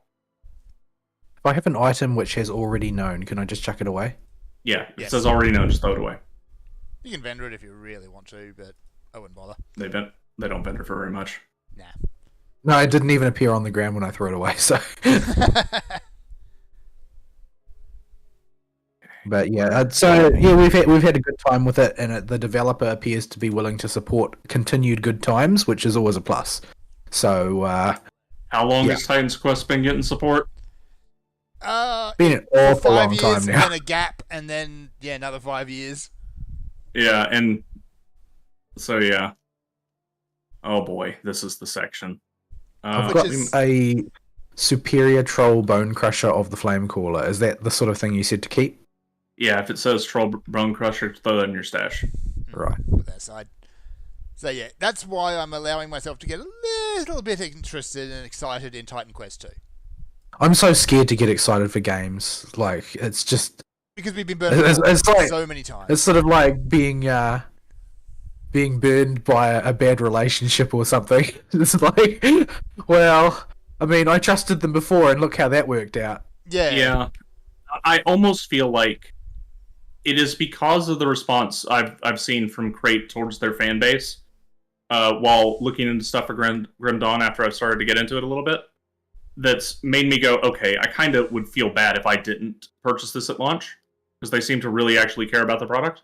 Mm-hmm. And I want to incentivize this kind of communication and behavior with your fan base. Well, At the I same mean, time- I would want to know. I would want to have some confidence that this wasn't going to be their entry into the business of nickel and diming people to death or whatever. Like, I'm still going to approach everything with a certain amount of hesitance Yeah, I threw down my because riff. we've my seen riff, yeah. Didn't need to. so many good companies decide to go bad in the past. Yeah. Yeah, Once they get that first sniff of the pie. yeah, I know. It's just this is a very recent post of June 9th this year. Yeah. So they haven't lost it yet. So they've got the entire dev cycle of Titan Quest 2 to lose it. Which kind of spoils the game on one topic we were going to talk about, which was Titan Quest 2 got announced. Yeah. But So we can hi. save that for the actual news segment, because that'll probably eat a good chunk of it, and there ain't a whole lot of other really chunky news out there. Chunky. Where you at, Val? You still in town playing with stuff? I'm trying to figure out where on the world map we are supposed to be because now with two of you, I have to mouse over the portals. Yeah, Prospectus Trail. come to my Rift Gate when in doubt. There you I throw them down to mark where we are. go. I just throw them down randomly. If you see me throw a random rift, it's so that we have a checkpoint in case we get whopped or somebody gets whopped. Yep. Okay, how do we want to approach this mess? That's a racial slur, isn't Face it? first. Is there any other way? Yeah. So that was one thing that I did with my scant free time this past week. As far as the gacha goes, I have basically not really participated in Neurofest. I will log into FGO and dump my AP, but I haven't tried to farm lotto boxes or anything. I just don't really feel like it right now. Especially considering it is the most mind-numbing type of gameplay available. So yeah, I can live without that probably. Let's do all the optional crap down south first. I might need you to blow it up, Vol, because I don't think I have enough dynamite. But yeah, so I do have sort of ideal comps. Like I can 3-turn even the hardest lottery farming node quite easily. Oddly enough, the point man for that build that can 3-turn is Kucaster, who I basically haven't used up until now. But it just so happens that since his buff in Lost Belt 6, he's become essentially an ideal slot-in I need you to blow it. anti-assassin servant for the Koyanskaya Oberon comp. So yeah, so even though I've got the ideal farming comps, I just don't have the sort of scale of energy required to indulge in Neurofest again, especially since there's not really much that I'm waiting for now in terms of new servants. Like, before I was waiting for Melusine and Koyanskaya and Oberon and now I've got those, and there's not really going to be much that I'm terribly interested in. I mean, I could, save for Ibuki if I wanted to just have the best meta farming team, but I'm perfectly happy with Spishtar and Melusine, so I'll probably just save for Summer Melusine, I guess, who's coming out in JP this year. But yes, because I'm always willing to simp for another Dragon Girl. But yeah, Blue Archive, they're doing a rerun of the library story, which is the most infuriatingly written story ever, because they hinted a whole bunch of stuff that they never bothered to explain, which is unspeakably frustrating. Like, because the premise of the story is pretty absurd. Basically, there's an ancient text from one of the councils is discovered, and it's a big deal because it's an important relic for the history of Trinity General School, and they make a big deal about it, but they don't preserve it properly, and it gets destroyed basically, and so you're on a quest to get the materials to restore it. But they raise a whole bunch of questions relatively early on in the story about, well, it doesn't really make sense that they didn't bother to take care of such a precious relic, and that they assigned to take care of it somebody who doesn't really know anything about it, and that they're in such a hurry to have a public presentation of the contents rather than taking the time to properly care for it first. And so they raise all of these hints that there's some kind of, ulterior motive or, skullduggery going on around it. And they just never explain any of it at all. Not even in the slightest. They just drop that plot line and leave it. And I'm like, why? Why did you... We would have been perfectly happy to accept another silly event, because all the side events are silly. And yet you've now made this sound like there's a plot point here, and then never actually explained one. I don't really understand. We're going to be going back to that little camp a lot as soon as we finish quests, because that place chains into multiple quests back to back for everyone to finish. I didn't even know there was a hero in there.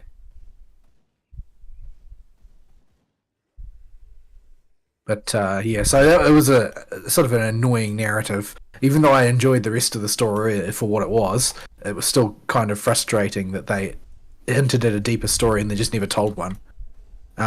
Yeah. Anyway, I also did the Bond stories for Mika, and aside from being sort of envious that Mika's Bond story got such better writing compared to basically every other Bond story in the game, which is very frustrating because I don't see why they can't have all been written that well. It was probably just simping that was what resulted in that. No, Paul, come back to the Pine Barrens Rift so we can turn the quest and get the next one. Oh, right, there's a portal there. I keep forgetting that.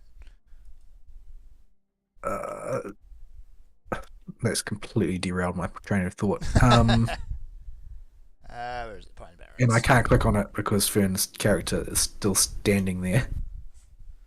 Mika and her Bond story. Yeah. So I'm sort of annoyed that they get such a higher quality of writing compared to the average, but it's probably because so many people simp for Mika. She must have like extremely strong I can fix her vibes or something. Okay, so that didn't turn in for me at all. Do you have the poison gland in your inventory? I have no idea. Yes, I do. Okay, you talk to him and turn it in. Yep. Yeah, sometimes if it drops an item in your inventory, you have to be the one that turns it in. Yeah, this is one of those weird ones. Sometimes it'll do it for everyone, but yeah, other times no. Yeah, we're going to be doing this a lot. I'll say quest turn in when we need to go back to the camp. Keep going. Mika, Bond stories, people sent for her. So, now, this is basically, this Bond story addresses the big issue that I had with the end of Eden Treaty, which was that it appears, for all that you can see, like Mika basically Karma Houdini's her way out of the entire situation. Mm-hmm. Like she treats other people offhandedly in a rather atrocious way, which, like, once you get to know her character a bit, is simply because she's a vapid idiot and used to being powerful and privileged and selfish. She doesn't disdain people, she just doesn't think about them. But as a result, it's sort of hard to like her because it seems like, well, she got off scot-free, really. Like, she deserved to be locked up for what she did, if not executed. And she got off with nothing. 300 hours community service. Like, really? But what the Bond story does is show you just how hard she's trying to be, trying to be a better person, and how much effort she's putting in to accepting the consequences of her actions and reforming, despite the fact that she is still a horrible person. Like, she's still a bad girl, and it's because of her carelessness as an individual, basically, and her lack of thinking of other people's perspective. And she's working on it, and you get to see in the Bond story her trying to develop character, like actively working to develop a better character, even though she's naturally kind of a ratbag. Yeah, she's kind of an evil ditzy monster. Yeah, she makes a lot of mistakes, but you can see she's clearly trying, and you can see also that her life is now miserable because of her own actions, and that she's coping with that and accepting that, you know, she's basically lying in a bed of her own making. And yeah, and they also position the player character, the sensei character, as somebody who is not trying to protect her from those consequences, but to, you know, help her when they become overwhelming. Yeah, somebody that's going to help them get where they need to go. Yeah, rather than somebody who's just trying to make her problems go away. Yeah, the sensei character, it's interesting the language you pick. I guess it's a natural thing to pick when it comes to the fandom and their reaction to Miko when you say they're trying to fix her, because that isn't what the sensei seems to be trying to do. Because it would not matter if you fixed her. She needs to fix herself. Yeah, that's the only way it's ever going to have any value. He's trying to point her in the right direction and make sure she doesn't go wander off into, you know, hire a terrorist organization to come assassinate my friends anymore. Yeah, and whenever she gets too clingy in the Bond stories, he sort of ollies out. Yeah. Which is not what you normally expect, because most of the time Bond stories are fan service for simps. And so people want their waifu to be clingy. But instead of playing into it in this Bond story, Sensei immediately bails anytime she gets super clingy. It's like, oh, yeah, I have something to do, I'm leaving now. Yeah. Which shows a very sort of almost uncharacteristic amount of thought in writing what are essentially fan service scenes. Yeah. So, yeah, it basically the Bond story makes the end of Eden Treaty work, because it adds that sort of epilogue content explaining that, yeah, things actually aren't a bed of roses for her just because she got that through the hearing with a slap on her wrist. Nobody has forgotten what she did, and everybody treats her like it. So, yeah, I was actually surprised that they put that much effort in, and sort of salty that they put so much effort in just hers, because the other ones are rather trivial stories, generally speaking. And I'm also salty that my favourite one of the triumvirate that rules Trinity got apparently some of the worst Bond events in the game, the most sort of casually poorly written ones. When I think generally speaking that Nagisa's position is one of the most understandable ones, in that, like, she's just had, her colleague has just been killed, her best friend doesn't seem to give a toss, and is just sort of like away with the fairies somewhere, and she doesn't think she can trust anybody. Well, you never know. Like, one of those girls might be the member of a mass bank robbing gang that's infamous in the criminal. Well, you see, that's the thing, is that apart from the cynical attempt to collar the Justice Task Force by using Koharu as a political hostage, Nagisa was right. Fundamentally, Nagisa was right about everything. She went about things the wrong way, but she turned out to be right in the end.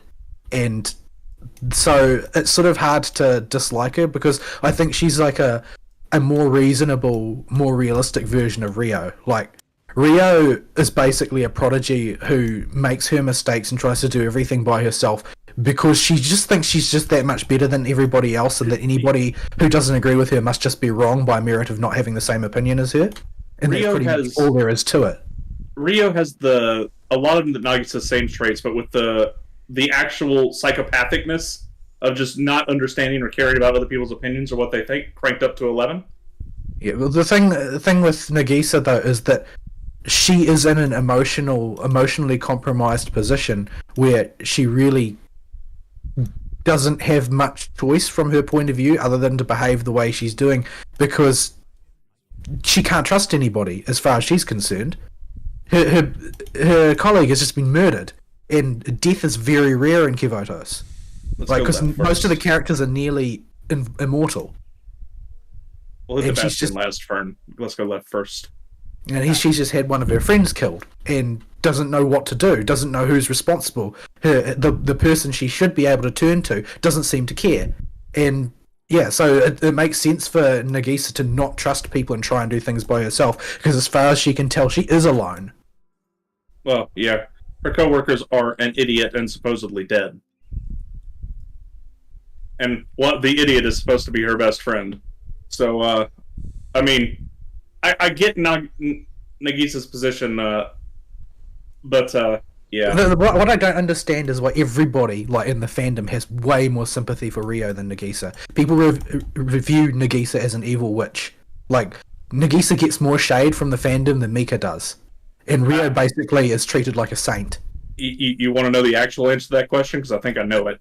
Is it because Nagisa's got a much smaller bust size than Rio does? Partially, but I think it's more because Rio has more step on me mommy vibes, and the community seems to be really into that. Why does that have to be the reason? It's just where my intuition points me. Considering how these communities tend to work, I think you're probably closer than you might want to be. Because Blue Archive has a similar problem to Overwatch. No, Blue Archive is like, as a community, are famous for being the biggest degenerates in gacha. Yeah. Like, even though the actual art is not as fan servicey as, say, Azure Lane, they have a worse reputation than Azure Lane. There's a saying apparently that I've seen in the gacha community that Blue Archive fandom gatekeeps itself. That is to say that because of the way the Blue Archive fandom is, people who wouldn't fit in with it don't want to be seen anywhere near it. Yeah. You don't want the crown of degenerate overlord in the gacha community, because oh boy. All right. One of these two caves has the boss we're looking for. Let's start with the top one. Yeah, I've seen what the Azure Lane fandom gets up to, and yeah, no. Yeah, they don't wear the crown. Blue Archive wears They the crown. don't wear the crown. What's in here? Top cave. Top cave. But yeah, I really like the way it was written. I just wish that more of it was written like that. But you know, it seems to be Ari did pick up on whether knowingly or unknowingly, they have made the central theme of Blue Archive, which is, you know, taking responsibility.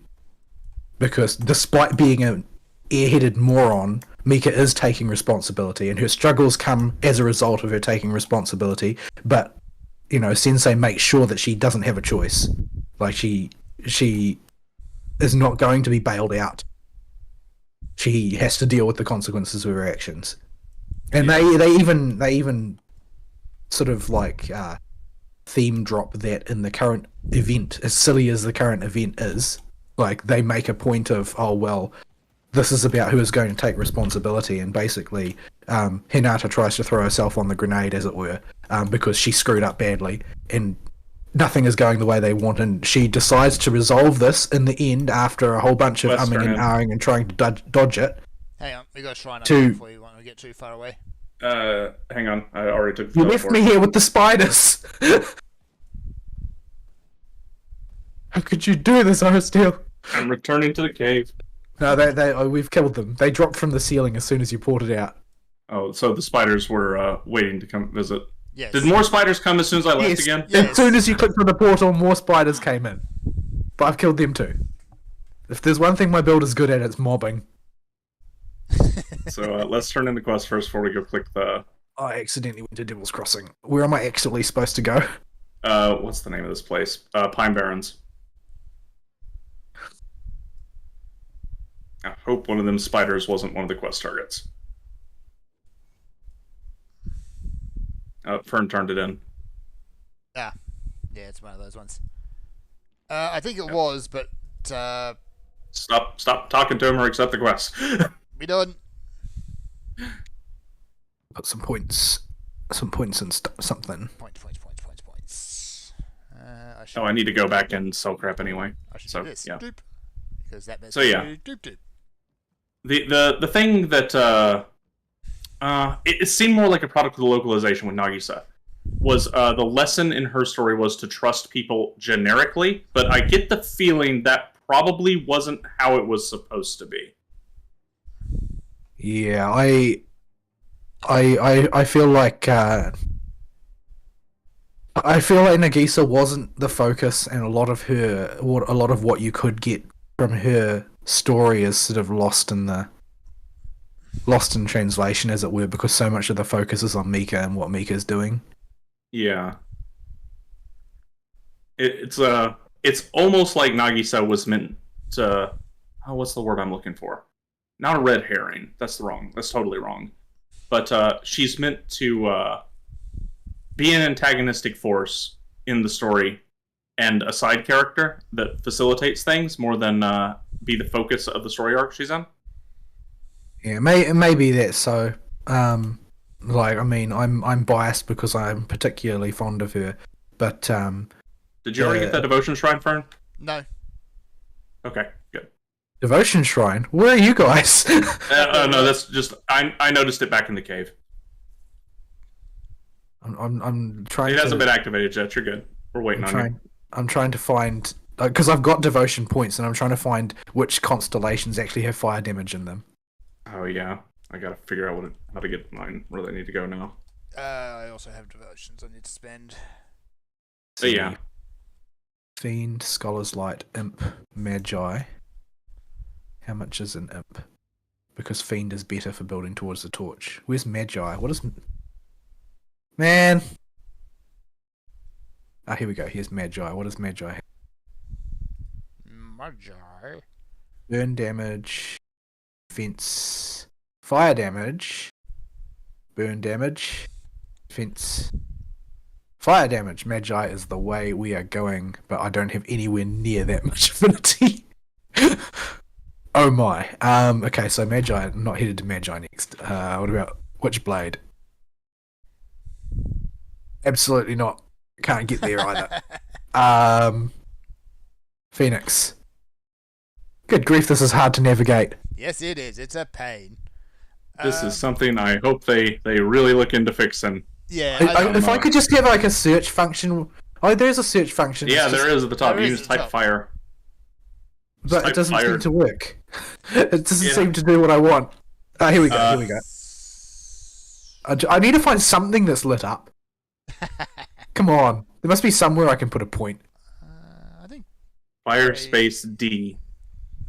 Yeah, it looks like all the fire damage crap is to the bottom left, making its It way looks towards like the bottom. Fiend and Imp are the only ones that I can put points in, and Fiend is the most useful one. So it looks like Fiend is what I'm going for, even if it's full of pet damage. Yeah, every single build has at least one useless constellation they've taken just to get the affinity requirements yeah. for something else. Or something like Fiend, where it's like everything doesn't work for you except for the final ability. Right, well, Fiend, starting with Fiend. Okay, I've already I'm got headed Fiend back unlocked, actually. to Ares. Yep. I need to refund that point so I can finish off Raven. And I guess I go for Toad next. All right, y'all are close enough. I'm popping the shrine. What type of shrine? It's just a Devotion. We get another point, another devotion point. And now I can finish Raven. Caw. Boop. Where was Fiend? I've already lost it again. Directly west of the crossroads. Yeah, I think I'm just gonna get that stupid hammer to get me some purple. I have to dump 3 points into it, but that's okay. Some perp. Some perp. Oh, I didn't Trying- sell anything. I need to go sell stuff too. It's okay. Yeah, we can go sell stuff. I think I should be working on stuff, but I can't. Why does this have to be one-handed? It's so much lightning damage. Where was... There it is, Wolf. Moldragon, yeah, that's the one I want. Devotion shrines, if we sit here and try and really math out our points, are going to take forever for us to sort because I'm not trying to net. I'm just trying to navigate it. Yeah. because that thing is a mess. It is so big. The search bar was added later in a patch because they realized how big of a mess it was to navigate without it. Right. First, I'll sell all the shields. I've got those. This is the Sell. if you're doing a show and an ARPG at the same time, and you're leveling relatively fresh characters where you could have potential upgrades all over the place, this is the most obnoxious part, where you have to go back to town every 5 minutes and vendor all your crap. We Yeah. should get another bag soon-ish. Ish. Which would be my first bag because, again, Crucible. Is this Venom thing? Does it work the same as the other augments or something? It's it's an add-on, so each item has its own add-on slot as well, and Right. you can have a component and an add-on. The ability we'll slap on our medals will go on the add-on slot once we hit level 50. Good grief! Last time it was giving us cold damage all the time. This time I just keep getting like vitality damage over and over again. If I was going the totem route, that'd be really good. Can I not transfer those? Huh. Okay. Going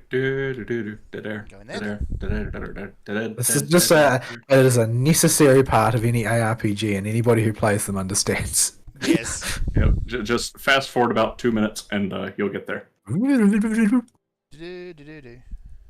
All right, I'm back at the cave when y'all are ready. Yep. I just can't get rid of this freaking chest piece because of the 3 points and flame touched. They're too good. 3 points in a skill is a lot of points, man. It is. Especially if it's one of your main ones and you're playing with other people, so the aura is a force multiplier. I just noticed I've got a triple-barreled shotgun. Kinda neat. Jelly. Super jelly. Well, you got a fire shotgun at level 50 or whatever that I tossed you. So I just got to hold out until then. just 11 more levels to go. Yep. All right, so yeah, Mika Nagisa story. She probably is just a side character. Yeah, and I'm rustled by that, but I can't have everything I want. Anyway, yeah, so the rest of that game is basically in a holding pattern as we await the coming of the next part of the major story event. Yep. So, yeah. I haven't Just watched go the story for the library event yet, but I did click through it to be sure it's unlocked. Yeah, it's just it's pretty much what you would expect from an early life cycle story. It's not particularly remarkable, not particularly offensive, apart from the thing that I mentioned where they've clearly botched a storyline by forgetting that it exists. They do a setup and leave it dangling for later and then forget about it. Yeah, or maybe they will do a sequel event. I don't know. It could come up because that's the one thing that is both a blessing and a curse to Blue Archive is that they treat all of the events as canon and in continuity. So if you miss one for good, you don't know what to do. You can't like internalize a lot of the offhanded comments that they make because you don't know what they attach to. Now they intend to follow, from what I've heard. I don't know if they have yet, but I went through the wrong portal, did I? Because I have no idea where you guys are. I'm back outside the cave. I'm looking for the cave we're supposed to go to with Briarthorn. I think I found it. Okay. Yeah, I'll just. It's a random cave not marked on the map. Yeah, it's here. So where do I go to? Come to Pine my Barrens. portal. I'll go to Fern's portal. Okay. No, I went to Ari's one again. That's so small. There you go. No, Ari's one just disappeared. Now I'm stranded. Oh no. Oh no! I'll throw down yours then, and then go through that Yeah. one. Now we've got 3 portals, and I'm even more likely to pick the wrong one. Just move yours back to Devil's Crossing or something when you go back to town. Portal shenanigans. Gotta love them. There you go. Everything's on fire. We know you've arrived. Okay, we finally find Douchebag's cave. In with All the. things are as they should be. On fire. Yeah. Yeah, this Yes, we'll probably have to go turn back in the quest pretty quick. So is it. Before the fire catches up.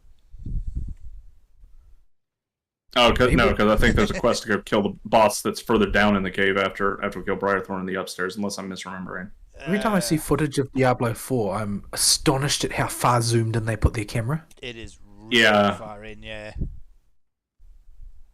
Like, compared to this, which is a much more standard sort of camera like, you distance. can- Like, are you crazy? How do people play that? How can they see anything? Yeah, this is what Diablo 4 Yeah. looks like. I just zoomed all the way in, and it's like this.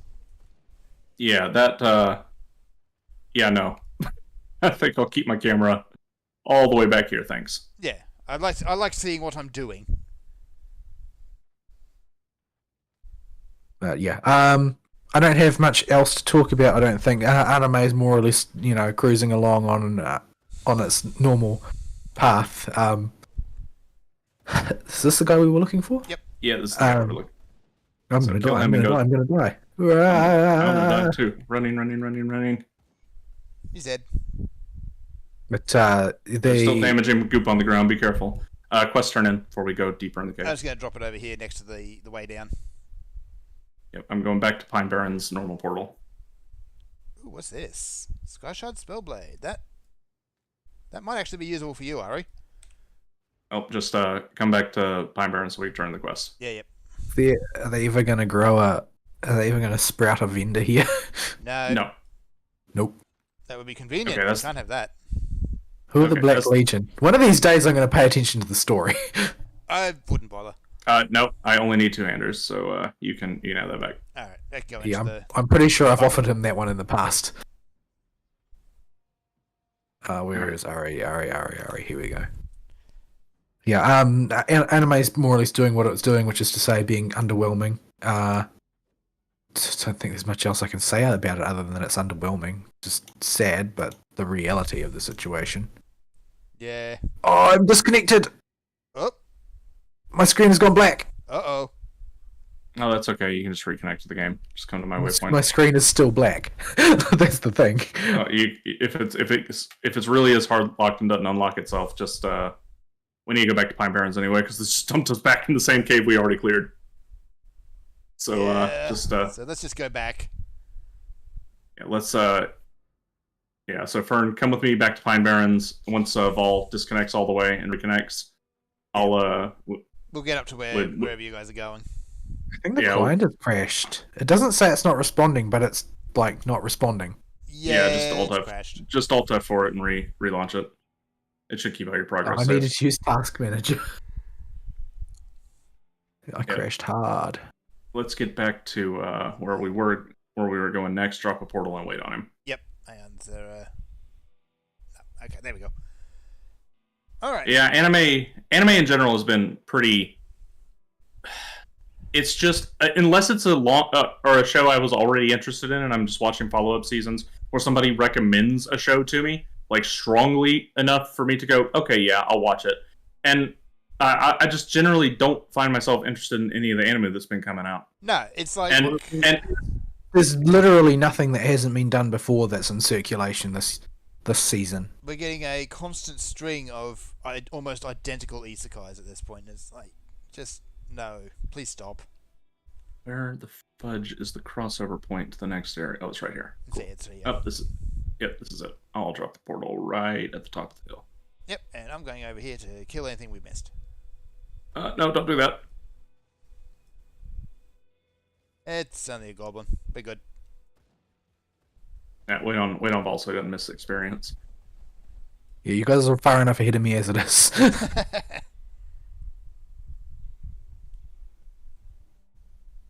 Because I break like a pane of glass the moment something looks at me, and for There you some are. reason a lot of things do. I'm even squishier, yeah. I think, but I hide behind exploding dog. So we've got FGO. We've gone through Blue Archive. We've talked about our joint playing Grim Dawn. Anything else in your week?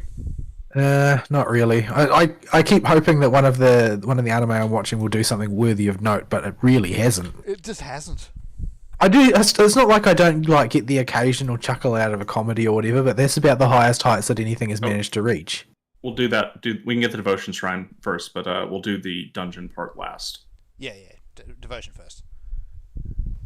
So we'll come back to the hold. We'll do the entire area around it because the after we're done here, we're finally done with most of the optional areas of this lead up to Homestead that we've been stuck on forever. Yeah.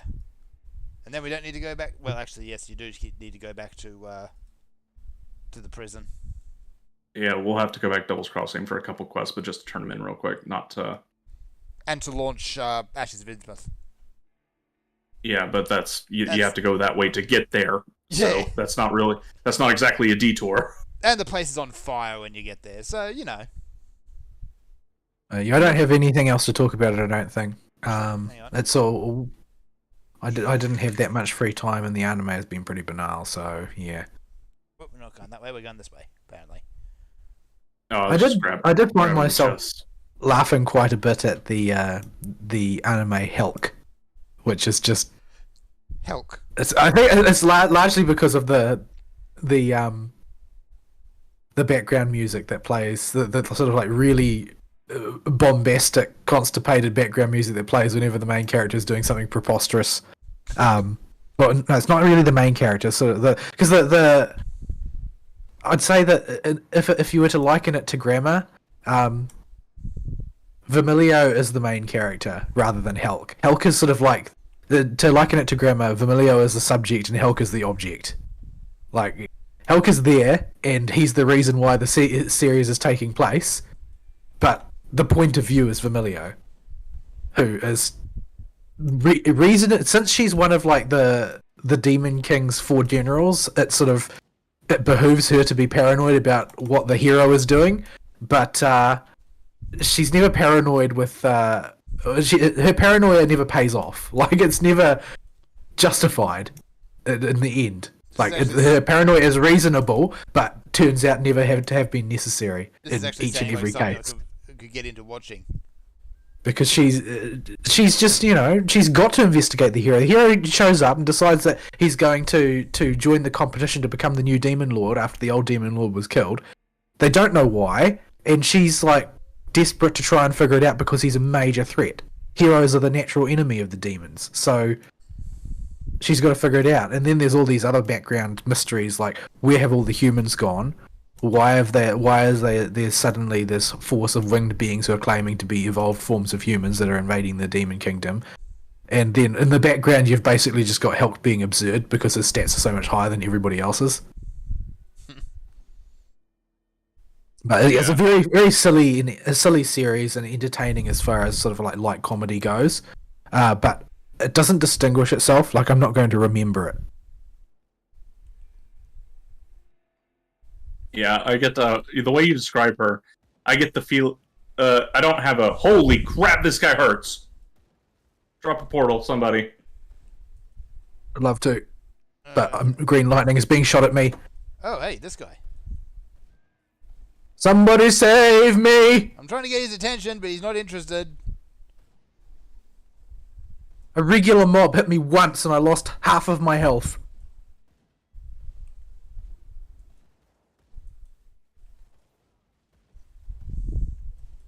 I don't remember him hitting this hard back when I did my play. Oh, he has that move. Okay. Yeah, he has like some kind of barrage type ability where he fires a gazillion shots at once. He kills all my dogs. That's okay, as long as your dogs keep aggro. They don't, because they're dead. I keep missing. Keep miss, fumble. There we go. Ooh, Mark of the Myrmidon. Immaterial Edge would be really good if I was using an Aether class. Don't forget to claim your EXP. Oh yeah, where is it? Blood blast Okay. length. Chance to bleed. That's... I'm putting more points in physique after that experience, I think. You're getting a little bit squeezed. All of those points that I idiotically put in spirit because I didn't know what spirit did. I wish I'd put them in physique. I'm at a point where I think I gotta pick a second class. I was trying to theory craft this earlier, and I think I'm gonna go with my gut on this. My gut always says Inquisitor no matter what, so... Yeah, that's the problem. Inquisitor is just really, really good for your second class no matter what. Because so even if all you take is critical hit and word of renewal, it's still really good. Yes. Like, cause I've got all the AoE that I could ever want. it should be apparent by now. So what I really need is the ability to put things in the ground, and the easiest way to do that is to just take a stack of passes to my gun. Yeah. When they, as far as I know, when they were creating the concept behind Inquisitor, the whole point of it was to basically be a catch-all class to shore up the weaknesses of the others. Does my current shaman aura have? No. Yeah. It does have cold damage on it, but I think I'll go with... Yeah, we'll just do that. It'll be a little wacky, and I might have to deviate from lightning, maybe? No, dang it. This is a harder choice than I thought. I'm stuck between Oathkeeper or Necromancer. And I only want Necromancer for that activatable weapon strike skill. The big two-handed kaboom one. Hang on. Hold up. We'll just wait for Ari to catch up. But the other choice I can go with is Eye of Reckoning. And the Soulfire Eye of Reckoning build. That has a little bit of fire damage splashed in, but it's still lightning, and on my lightning focus here. Right. Just don't throw Molotov cocktails in a room with a low ceiling. Got it. Yeah, we'll just do that. Oathkeeper it is. Alright. So what are you getting out of Oathkeeper? I'm working towards a skill that's the Spin to Win skill. That turns you into Garen from League of Legends. Yeah, just hop to my portal, by the way. To your portal? Okay. Oh, no, that's the wrong portal. There you go. Yeah, I was trying to explore the entirety of the docks before we went into the keep. Because the keep, it's a good place to end our exploration of this area. It is, but, murder path. You can always just come back on the docks by going this way anyway. Yeah, the docks are a big circle. I don't know if there's actually anything on the docks, though, other than that random boss down there, who I don't even think is the objective of a quest anywhere. No, I think he's just a boss. I think we did get everything from the docks. Save for a random spawn hero. Looks like y'all haven't gone to the docks at all. No, we haven't. I've just been sort of following the moving green health bar. I'm not looking at the map, so... I thought we put Conley in the ground. Yeah, but his gang's still around. And I'm looking for there's a dynamite thing chest, down. It won't have dynamite for everybody. No. Oh, you mean... Open it. Vol, how much dynamite you got? 3. Okay, you can blow it up, otherwise... You can blow it. Yeah, I got loads in my stash. Yeah, I have loads too, but I'm hosting the game, so I can't go get it. It's on my character stash, not the shared stash. A dynamite chest one time? Yep. Yeah. Oh, no. They'll respawn. They'll be in a different location. They have a bunch of fixed places in an area they can spawn, but the area has I think it's always spawned the dynamite chest. So I don't think it's a chance to spawn it. But yeah, it's the equivalent to whatever the second highest tier of chest for that area is, I think. So you usually get some decent crap out of there, or you have a much better chance to get decent crap out of there. Oh, that crow was not Fern's friend. No. I saw an animal attack and stuff, and I'm like, oh, that must be a friend. No, it's not a friend. No. So, all right. Anything else in your week? I don't have practically anything for my week. I was very, very busy this week. No, I don't think I've really got much else to talk about, to be honest. Why is it level 43? Why am I frozen? Hang on, I'm stuck with skellies. But yeah. Alright, I guess we'll do what little of my week there is, because there ain't a whole lot. I've been very busy with miscellaneous bullcrap at work. It hasn't been any major project. We got a couple that I'm looking at trying to get off the ground, but we just finished a big job, and I did the last bit of work for that this week. And that ate up the first 2 days of the week. And the rest was just miscellaneous crap that kept coming up. Just every day there was a ton of orders finally coming in that had been backlogged. Not big orders, nothing that's going to, pay for a while. Okay. Yeah, I'll just rebuild it. Oh, is this the bridge that we were supposed to cross earlier, or? Yeah, this is the thing that just in case you're in a game at this point, this will count towards that quest progress from earlier. But yeah, so now we can get here quicker if you want to start at the docks for some reason. But yeah, I've been stupidly busy at work, and all I've done is turn on audiobooks and play a little bit of Grim Dawn for my free time and go to bed. Fair enough. And I managed to finish the main campaign of the game plus the expansions on my main character. But since we're going through it on the show, I'm not going to do like a deep dive into every act or whatever. But I will talk about the part of the game we're on right now, which is my least favorite part of the entire game. Because I've done it. This is my third time going through this section of the game now, because I've got past this point on Elite, and that's where I stopped, which is the next difficulty up. This whole section of the game, running around the Jagged Waste, going back and forth to that stupid camp to chain turning quests, so you don't have to reload your session, and going around and clearing every little nook and cranny if you're trying to do everything of this dock area. And the mess that is the shaded basin over there. And all of this is optional, by the way. You can skip it, technically. But it's just a pain in the butt if your OCD won't let you skip it. Like, it's well worth doing, but... It also seems like you are sort of pretty strongly incentivized to do it all in a single run. Otherwise, because you have to come back and kill everything again to do the next bit. Yeah. And because there just aren't a whole lot of checkpoints here. So you have to do it all in one chunk. But I would be very tempted to turn veteran mode off just to push through as fast as possible. Oops. Yeah, this entire optional section here is just the bane of any run through. It's just a complete pain in the butt. And I do not like it. This whole little pseudo between Act 2 and 3 bit, they've admitted it was the part of the game that got reworked the most, and it definitely feels like it. Yeah. But I think that they could have workshopped it a little bit more, I think. Perhaps by streamlining it somewhat.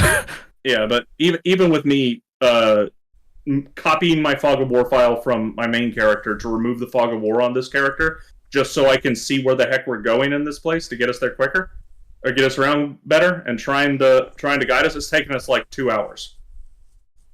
Fern left the game. Okay, good. I'm out. Good. What happened? Crash. Okay. I will throw down a portal. Now we just have to do the keep, and we are free, and we can begin resuming our trip to Homestead, and all the optional crap will be done. Yes. You know that thing? You said Homestead was a really good farming location. Yeah, Homestead. Because it's nearby. Yeah, Homestead has a good place to farm aether crystals. Specifically, because right next door to it is a place with a ton of aether clusters. There's also a ton of aether goop around there. Yeah. We So- go without the goop. So if you can, let's. Where's the entrance to the stupid hold? This is the other thing. This whole area for this optional section, it's not a maze per se, but it just has a whole bunch of paths that loop around on top of each other. Yeah, it's just a pain to navigate. Take my portal, Fern. It should get you relatively close. Yep, I'm just getting everything turned back on again. How the heck do I get up to where you are? Go. Yeah, you got to go to the other side of the bridge. Over here. Ugh. Yeah, It's nighttime, and the nighttime is a pain in this game. Yep, they're implementing that as a quality of life feature, thankfully. You can disable the day-night cycle. So, yeah, we got to get up to the top is where the entrance is, I think. I think it's somewhere up here. If it's not, it's on the other side, but that's okay. Either way, more stuff to kill. Yeah, and to make it even double worse, I'm needing to do this all in one run. Dynamite chest over here that I just blew open. There are the one-shot chests for this area. There's 2 of them. And I don't know if we've got them or not, and honestly, I'm not going to go re-explore the whole area to double-check. But they have each of them don't have a fixed spawn location. They can spawn in like one of 3 different locations, and they can spawn from here at the keep all the way back to the start of the Jagged Wastes. So that's quite a. In fact, I think they can go all the way back to the Pine Barrens or whatever. That is quite the range that a chest can spawn in. So you basically have to do this place in one run or come back way later when you're over leveled. At which point the chest probably ain't going to give you anything good. So, yeah, I hate this section of the game. The game would be better if this section was just gone. The rest of the game is fine in its structure and the way the areas are laid out, and they offer new, varied, and unique challenges. This is just a whole bunch of keeps and desolate wastes that go on forever in various different places with a map that is very obnoxious to 100% if you're trying to clear the whole map to reveal all the Fog of War. So it drives me bananas. But other than that, none of the other areas in the game have this problem. Maybe the Rotted Crop feels a little bit. They're a little big on the left side, but after you reveal the map once, the run to all the important stuff is really quick over there. Yeah. If you know where to go. So that's not nearly as bad. But this place is just a mess, no matter what you have to do here.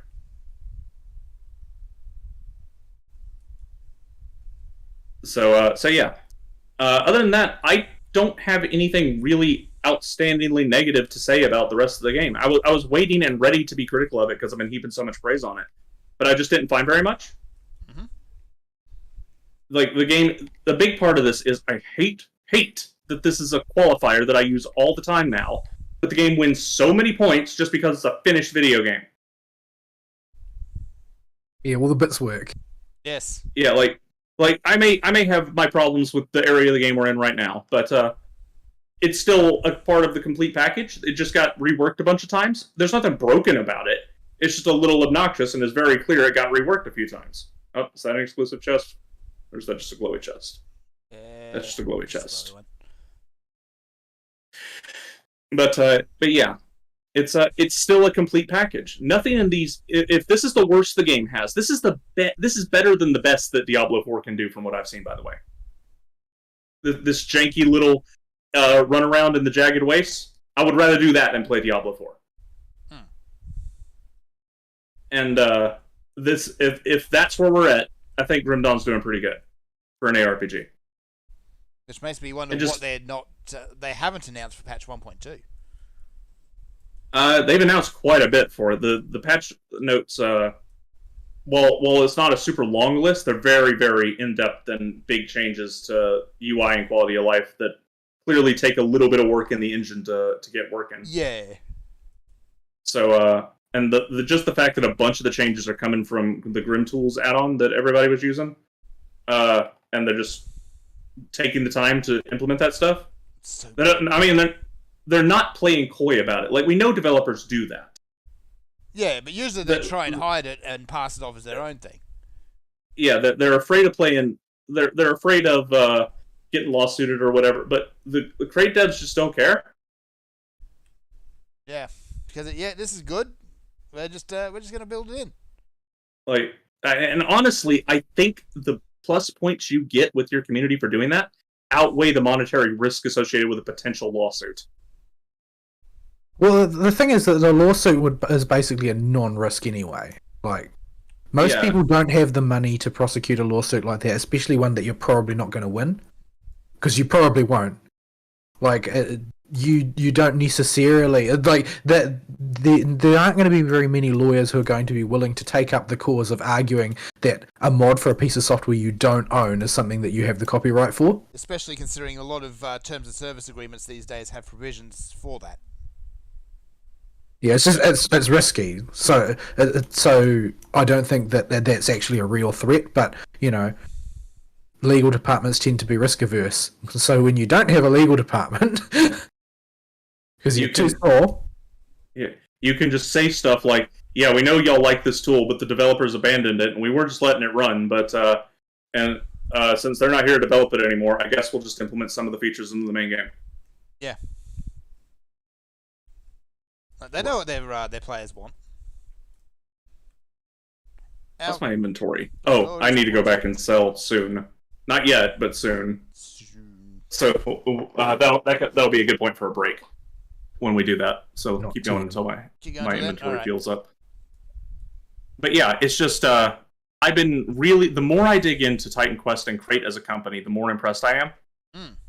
Grim Dawn, you mean? Yeah, Yeah, I'm pretty sure Grim Dawn and Titan Quake. Quest or Iron Law. yeah, not Titan Or Quest. is Iron Law the one that went bankrupt? Because I know that the original developer of Titan Quest did go bankrupt, didn't they? Well, Yeah, they THQ did. went I think- bankrupt at one point. I thought Crate was made up of former Iron Core employees or something. Yes. Yeah, there's a lot of overlap. So I haven't looked much into Titan Quest and how its Yeah. dev history's gone. But Perfectly fine with me because I like Titan Quest. I feel like it's a little bit tacky at times, but not necessarily in a bad way. Yeah. Yeah. I think I'm sort of tentatively hopeful for that IP going forward because they'll have a chance to sort of file off some of the rough edges. Yeah, like, Yeah, there's a few bits and pieces in Titan Quest that just have not aged all that well.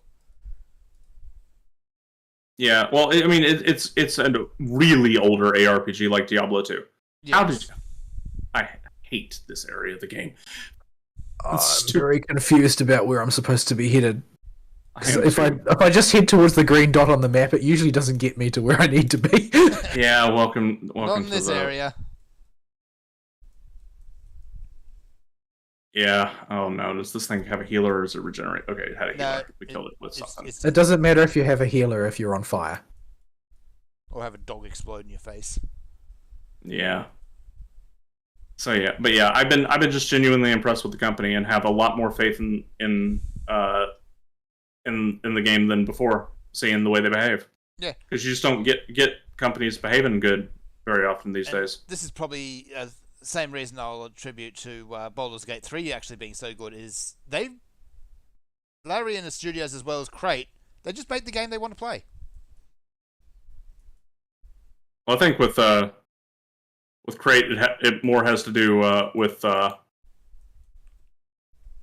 fact that they are small. Yes. They can get away with a lot of this because a lot of the stuff they did that's given me confidence in them has very little to do with save me.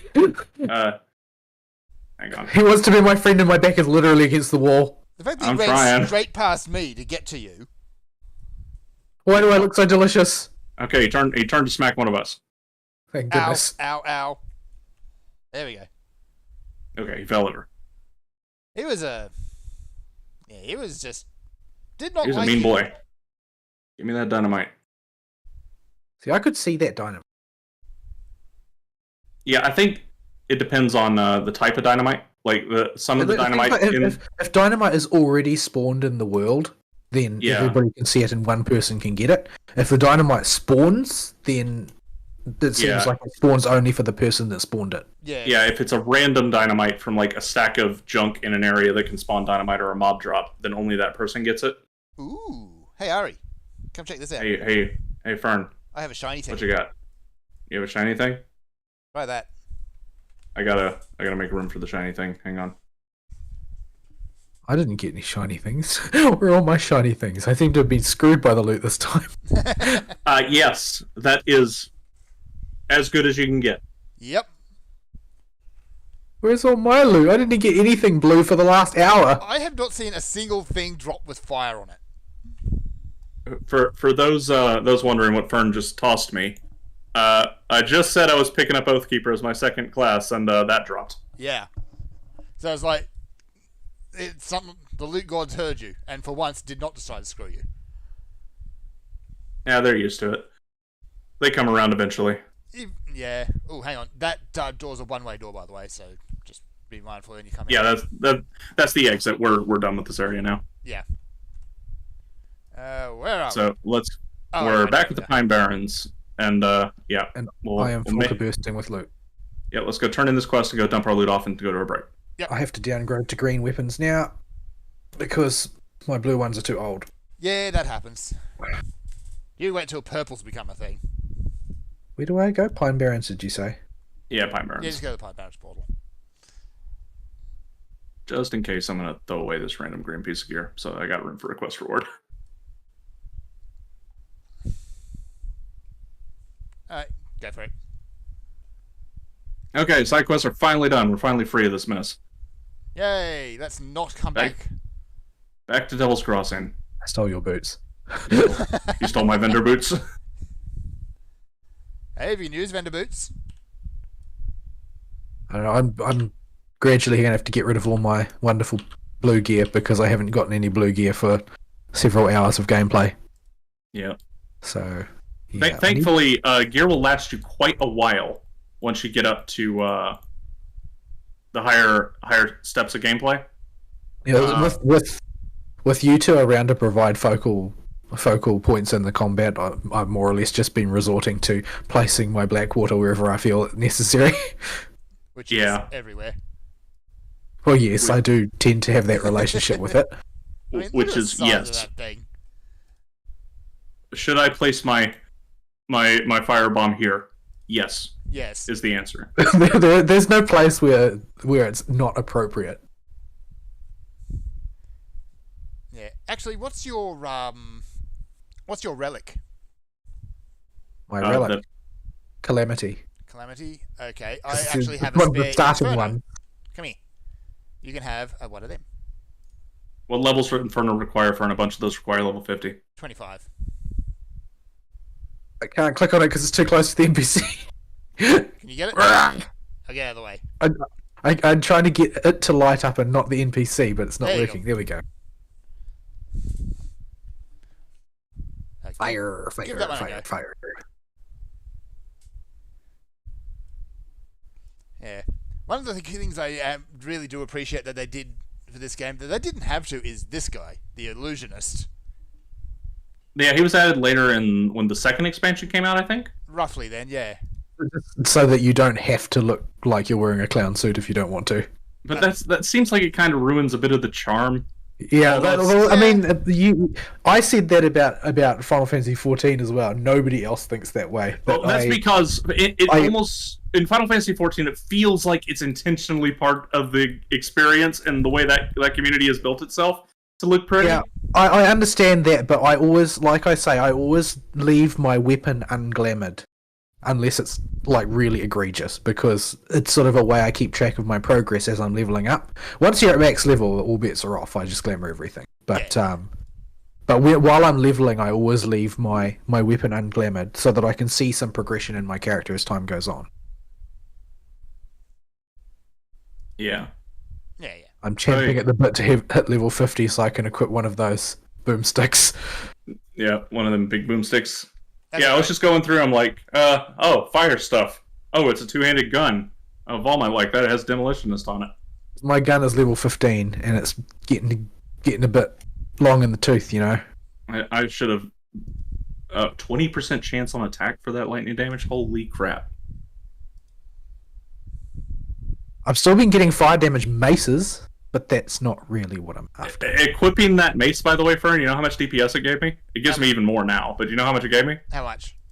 Before I augmented it, it gave me 1,463 DPS on my primary attack. Good gravy. Okay. Is there like, am I going to ever get like new recipes for better ammo? Because Yes. currently the only one I have for fire is flint core bolt still, the starting one. You will eventually get there's better lower tier ones, but you'll get silver core bolts, which is all damage, offensive ability, piercing damage, elemental damage on that's for chest pieces. Never mind. Physical damage one. I don't have very many of these unlocked, so I don't have the fire one. I've got a few. But Let me yeah, have a yeah, look. they do exist. Yeah. Let's see. Da-da-da-da. No, I don't want any of that. I want these. Yeah, I keep getting lightning rifles instead of fire rifles. Let's see. I've got Flint Core Bolts, Hell's Bane, which is lightning. Reinforce. No, that's not it. I thought I had a couple more than that. So you can get Seal of Destruction. That's really, really good. Oh, here we go. Venom Touched, or Venom Tipped, Void Touched. How does plus 50% fire and lightning? 10% physical converted to fire, plus 6% crit damage, and a little bit of base fire damage. Sound for an augment. That sounds like I need to be about level 60. Try 75. That's the minimum Yeah. they're Yeah, equipping. yeah. But Sorry. yeah, the answer is yes. There are higher tier ones. You just got to get the recipe to drop. I don't actually have any of the pet relics. That's annoying. I have a bunch of relics because I ran one of these dungeons a whole bunch of times trying to clear it To for get a the quest. so you got all the recipes. No, just to get the stupid quest clear for the Ashes of Mammoth DLC, because one of the quests is to do the randomized dungeon, not the randomized dungeon, the skeleton key dungeon, and Right. so I kept bumping into the stupid vendor because I'd get halfway through before something would murder me horribly. Yep. So I got a ton of random relics and gear recipes just from wasting all my iron on him every time I bumped into him. Yep. These all require level 70 or 60, and these require 35 and 50. I could go through and find stuff. But yeah, anyway, this is a good time to take a break and check for emails. Let us do that then. Yes. Yes, here's some music, folks. We will be right back.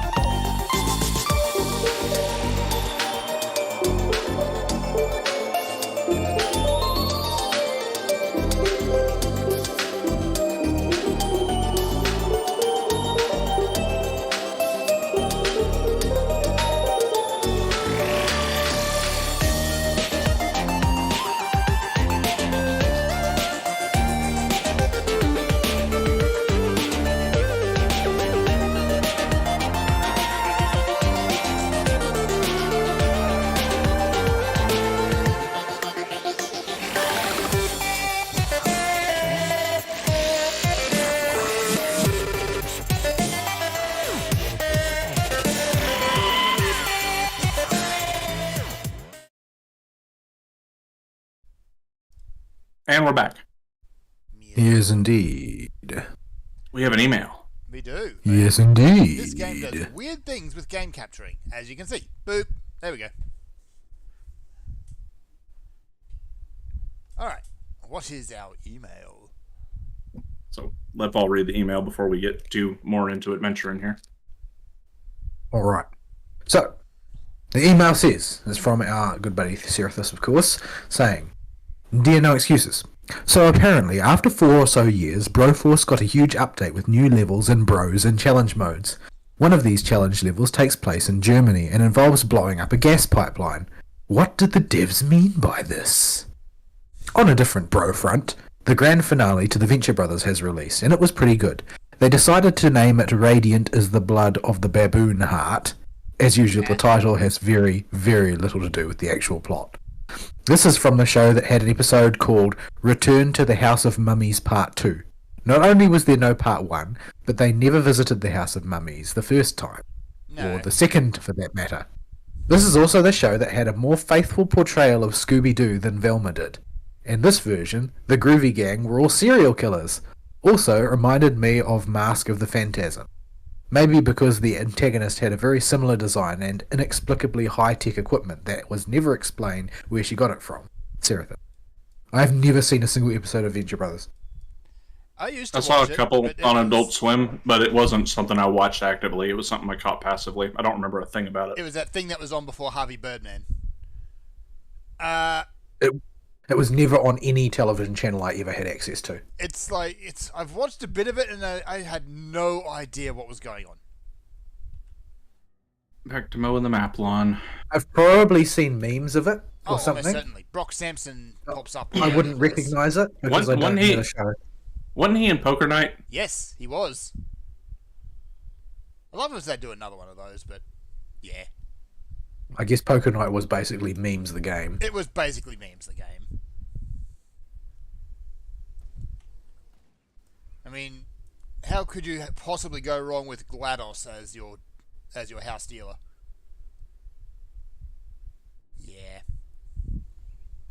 So yeah, It I'd like sounds like a plan to me. I liked Poker Night.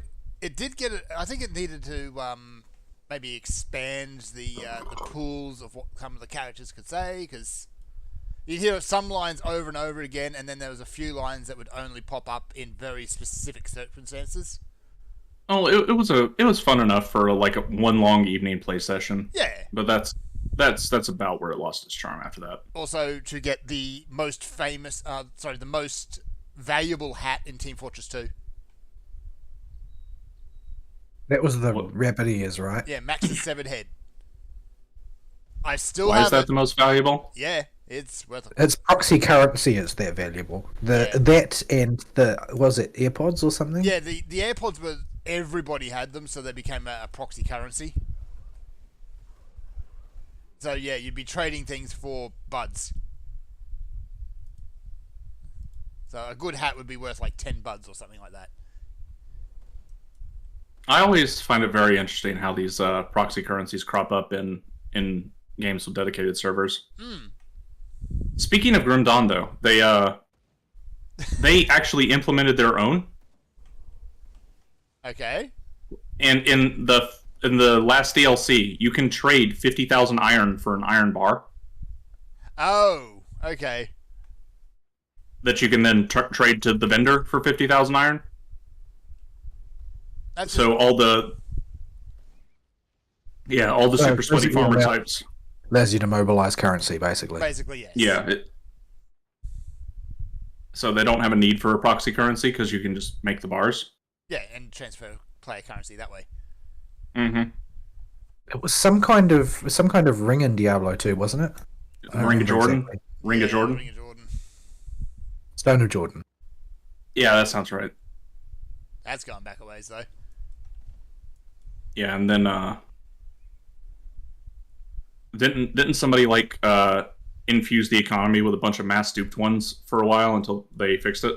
That's the way. Yeah, it well, that usually happened goes. repeatedly throughout the history of Diablo. Yeah, that's the way it usually goes with these proxy currencies. If they're not something that's bound to a server, it's like someone ends up with a dupe. Well, I mean, anytime somebody invents currency, somebody's going to invent currency counterfeiting. So Yeah. It's just We're what here. to do. We finally made it to Homestead.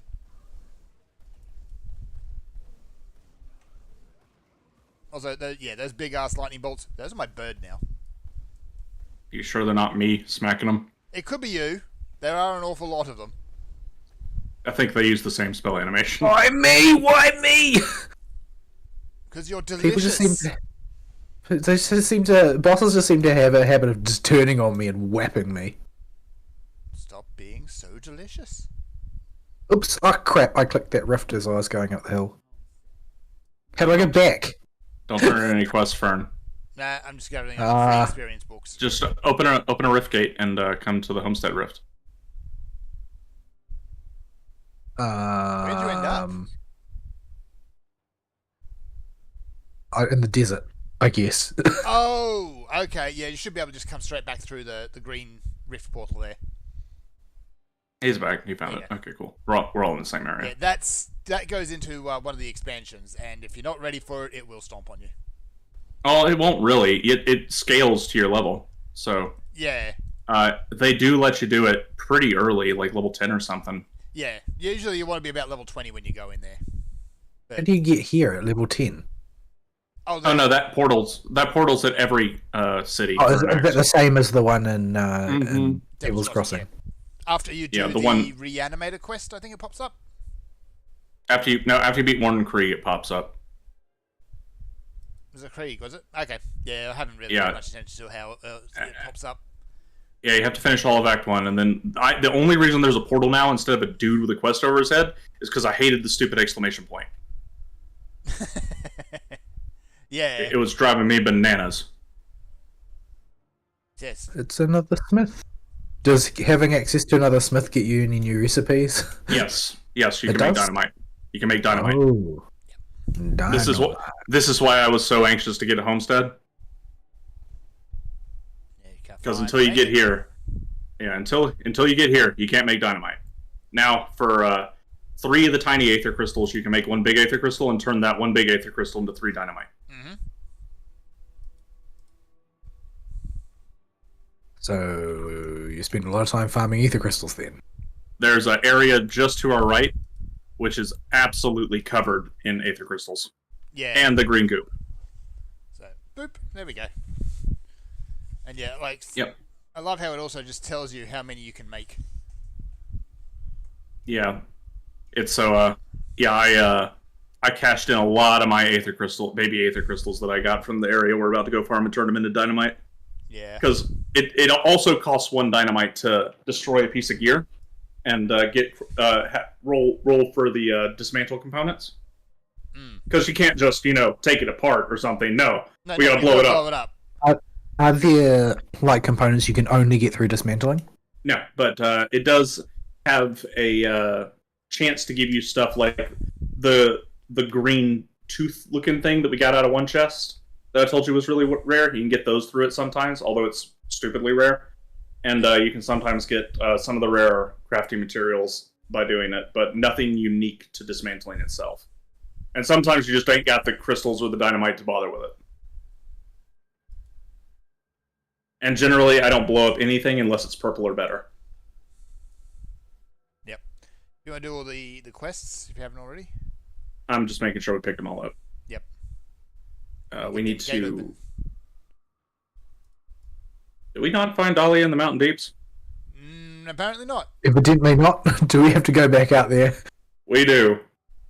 Alright, back to Fantastic. the portal. I think I know where it Very is. I think that's Prospector's Trail. Oh, Hold that jeez, I thought. can't honestly remember. Hang on. Yeah, I do. Okay, it's down here. She's in the middle. She's a corpse in the middle of one of the crevices underneath the mountain over here. Where's Mancrook's wife? Yeah, Yes. she's Mancrook's wife. There's Fern. To the left. It's right here. Oh, she's in there. Right. She's one of those quests that I tend to forget exists. Yeah, it's if you look at the layout of the map, you'll see why I didn't find her. Yeah. She'll be in one of the black smudges somewhere.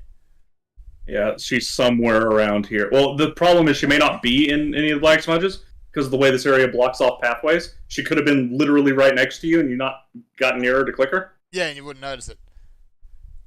So, I haven't played Broforce. Have you played Broforce? Isn't it a dumb platforming shooty game? It's been a while, but yeah, I remember I was looking at it at one point. Did I play it or did I watch somebody play it? I genuinely don't remember. It's been around that long. Oh, here she is. She was right in front of the devotion shrine. Yeah. Yeah. Oh, of course she was. So yeah, I got a portal's up. Which Just, portal you now? can just riftgate to me.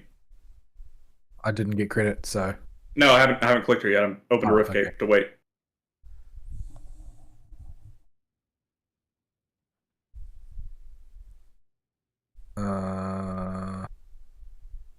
Nari's portal. There you go. Okay. Why does this game insist on showing me the picture of the shirtless man? Because you must admire his nipple.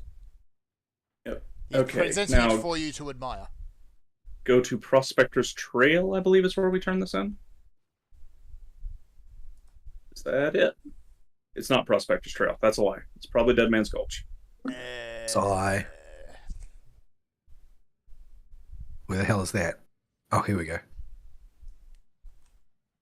Yeah, that's looking more like it. Yeah, it's this guy's wife. So, because you have to turn in this quest before you turn in the other one. Yes. Wait, there are two quests here. Yeah. Okay. Now we can turn in the other one. Now they're all gone. They're back at Hi, Homestead. guys. Okay, now we're back to where we're supposed to be. Okay, now back to Homestead. Oh, so this is why you've got to do all of the side quests first to populate Yeah. this town. Yeah. Yes. Move dudes here that will have more side quests for you. All right, Olgum, give us the main quest for this area, please. No, I didn't do that. Okay. Oh no, do we have to pick this now? What is it? The faction. Okay, not yet, not yet. No, we don't no. have to worry about that Yeah, yet. you don't. Uh, You Anybody hear about- planning to explain this faction thing to me, or just talk I- about it like I already know? No, we'll get to it when we get to it. It's Yeah. it's a bit of a mess.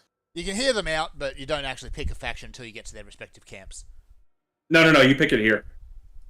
Yeah. It locks you in here. I'm positive it does. I just did it on my other character. All right. It's been a long time because I tend to ignore these guys. And Yeah, I the- really the- shouldn't. Yeah, we'll get to that when we get to that. We'll probably get to it near the end of this play session. The place looks like a Fallout town. Yeah, it's You're not kind far of a wrong. bomb. Yeah, it's kind of a bomb shelter here, but blasted ruins of a town. Okay, I think we finally got everything. All right. Okay, so we need to go out the left exit first. I don't think there's anything in with the farm hands, but we can reveal the map, and then we can continue on while we talk. But yeah, I haven't played Broforce either. So I don't think so anyway. It sounds so familiar, like I might have played it, and I've run into this problem as I've gotten older. I don't remember if I watched somebody play a game, if I played a game, or if I played a bit of a game at a friend's house. yeah, especially for games that have been out for so long. Yeah, especially games that just didn't make much of an impact on me. Oh my goodness, these were the things that were violating me in that cave on my other character. Oh my. Don't And they worry, just we keep have, summoning more and more and more and more and more. we have the tools to deal with them now. It'll be K. I have trauma. I have cabbage. Well, use that as motivation. Once we pop all the eggs, we need to go back to town, though. Because for some reason, this whole area doesn't stop its do a quest and run back to town stick until the end of the stupid egg popping quest. Yeah, at least with the way the zone is arranged, that the town is always in the middle. Yeah, so the way Act 3 works is you have Homestead over there, and there are 3 directions we can go. We can go north, south, east, or west. And all the quests will take us to one side of the town. And right now we're in the crop fields and stuff on the left side. Killing bugs. Killing Okay, bugs killed. Once we report back to town, it should let's remove all the bugs from the current field before we go back to town. And then we'll turn in the Don't bug fight quest, and yeah, he should give us the sequel to the bug quest and the sequel to the bug quest, and we already have the destroy the amalgamation quest, so All right, back to town. I saw a ball throw fire right as I went through the portal. There were Yeah. bugs coming after me. There's still bugs coming after me. They're little ones though. Yeah, about to say you need help. Nope, nope. There's a I got. zombie monster right outside the homestead portal. Oh, yeah, they do that. He just wants to say hello. It's fine. All right, waiting on everybody to get here before I turn in the quest. Yeah, I don't know which quests chain into what. So just to be safe with a bunch of these quests that I know have a similar... Yeah, this one has a follow-up. Okay. Yeah, that's what I thought. Okay, cool. Now we got to go find the unmarked lair somewhere in that mess. Go to my portal. Yeah, I've And, been burned a lot of times before where I just charged ahead and missed the follow-up. Yeah, I'm too obsessive for that, so I'd never had that problem. Yeah. Every time I complete a quest, go back and turn it in just in case. You have a rift gate, there's no reason not to. But Moida. Yeah, I'm fairly certain this one doesn't chain into anything, so we won't do it at the end of this current one. But we need to find an unmarked bug hive and go do bug hive things. Bug hive things. Yeah. But yeah, I want to say that I've seen Broforce played, but it did not leave any impact on me whatsoever. Yeah. I might have played it myself. I do not know. I genuinely don't. I feel kind of bad for games that fall in that category. It's kind of the worst category to fall into. Yep. Congratulations, you've fallen into the pit of mediocrity. Are y'all mowing the map back there? Yeah, I'm actually just looking at my skill tree because I've got skill points and I don't know where to put them because I can't put any more skill points into my Blackwater cocktail. My purpose in life has been shaken. I'll just keep I dumping. guess I'm going to select another class, You could do that. which is going to be Inquisitor because Inquisitor seems like the safest pick. Yeah. Inquisitor is, Inquisitor's just all around good. And even I mean, it's got that fire damage aura at the end, right? Yep. yeah. It's So got, ultimately, I can just use more fire. yeah, it's got that chance on hit fire proc too. It's true. It's true. More fire. More fire. It has a flamethrower. Alright. Yeah, but I'm not really much for hard casting. Yeah. I don't think it's that way, Ari. I think that's the cutoff for the next That's the right. No. That's the correct way. Ooh, is that It not is Lee's more fire. That is. I could just not worry about that for now and just start building another skill. You could do that. I could do that. Yes. Yes. Yes. Perhaps I'll try out a few things and see where we go. Cluster bomb is fun.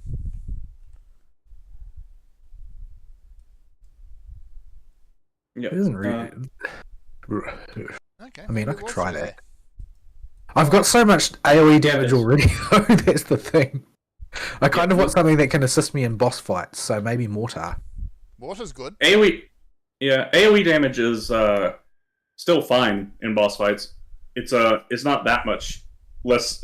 It doesn't seem to Yeah, be but- much of a DPS loss instead of focused on single target kabooms. Yeah, but when you're, I've tried fighting bosses by myself using Blackwater Cocktail, and you do have a lot of downtime because of the amount of running that you have to do depending on the boss's speed. Yeah. So it would be nice to have something like the Mortar that's not really dependent on that. Yeah. My goodness, this is frustrating. Hold on a sec. Hold on, I'm going to put that over there and that over there. Huh. You know what? I've never used any of these things. the item abilities that I've got. Like I just Oh. haven't been using them because it's like, yeah, I forgot I had those actually. To be totally honest. Yeah, I used them a little bit early on. Oops, some bugs came to eat us. Alright, yeah. Rotting croplands. That's This is correct. This is right. that's infested farms. So yeah, we gotta go that way. This is correct. Trust me. I literally just did this on my other character on Elite before the show. Yeah, it's one of those goofy things that sends you across 2 subzones to get to the next part of the quest. At most, I will brain fart one quest, but I know where we need to go in general. Yeah. A lot of the times when I play Grim Dawn, I tended to just brain off and go. Don't pay too much Yeah. attention to where I'm going. Don't pay too much attention to the quest. Just go. I'm here to tell you, when you're laser wizarding a whole bunch of dudes and listening to Agent Frank speed up the federal government, it makes me very happy. I think this is my third re-listen to of Monster Hunter Nemesis. Nemesis is one of the best ones. I just love that book so much. Oh, did we get the note for the secret chest? Yeah, we did. Cool. Yep. There it is. It means we don't have to find it later. Okay. Let's go. I know where the chest is. Lord too. Mogober.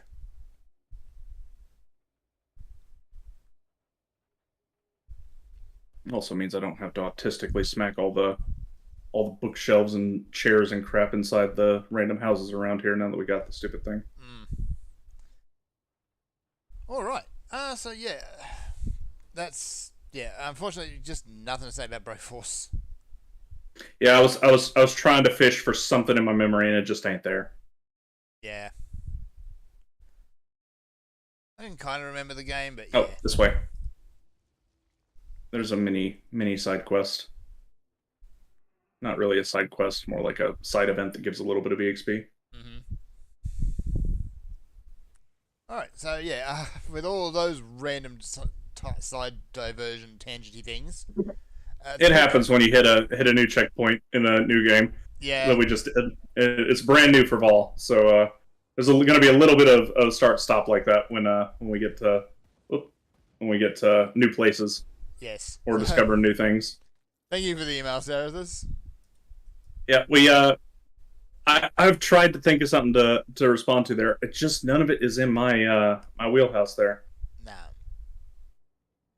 Oh, that's the wrong person. It's that's one of was it Devolver's one of the Devolver's earliest games? I need to look actually. Hang on. Let's see. Broforce was. You can tell I'm tabbed out because the game freezes, by the way. In case you're wondering if there's a problem with the stream. You can go in your options and tell it not to do that. Yeah. Here it is. Yeah, Broforce came out in 2015 and it was from Devolver. Wrong way. I mean, of course it was. We need to go up this way, go in the cave. Once we're all in the cave, then I need to spawn the demon and we need to kill it. Yep. It's rather rude. Yeah. It'll be even more rude and once you see what I mean. Yeah, she's crafted rude right a little back. bit of dynamite. Yeah, she is. I almost clicked the wrong options last time. Don't do that. No, that gets a whole lot of people killed. So once we're all inside. Yeah, that's the no touch. Don't click What the is wrong this thing. small child? She is small child. She is also demon. See? Demon. Yeah, that turns out the small child trapped in the random isolated area that you can only open with dynamite. Yeah, she's not normal. Oh, is this one of those things for crafting skeleton keys? What'd you get? Oh, the blood? Blood. Yeah, blood, I think, is one of the components. Blood's used in a lot of crap. It's a very common... We'll get a lot more of it as we interact for. I see. Is this just a one-room dungeon? How depressing. Yeah, like I said, it's more of a bonus event than a side quest, but it gives EXP, so might as well do it. Hang on. I've just messed up something here with my gear. Do you just throw away a piece of gear? No, it's swapping out my shoulder pads dropped me below the physique threshold I needed to actually activate the new shoulder pads. You're not dumping a gajillion points in physique? I am now. I wish I had. But- Fortunately, that's not where I put a lot of my points. I've kind of front loaded my spirit on this character. So did I, Yeah. and I don't know if Spirit is actually used for anything. It's used for fire damage. It does count towards fire damage. Yeah, if you want to be using lots and lots of abilities, or one ability a lot, in your case, spirit. Yeah, cunning is piercing damage, and I think physical damage as well. Yeah. And and physique is basically all health, Yeah. and spirit is magic damage, The other and two, fire counts as magic damage. Well, the thing is that you can't fall below certain thresholds on cunning and physique if you are using gear. Yeah, you still need enough cunning to equip the weapon. yeah.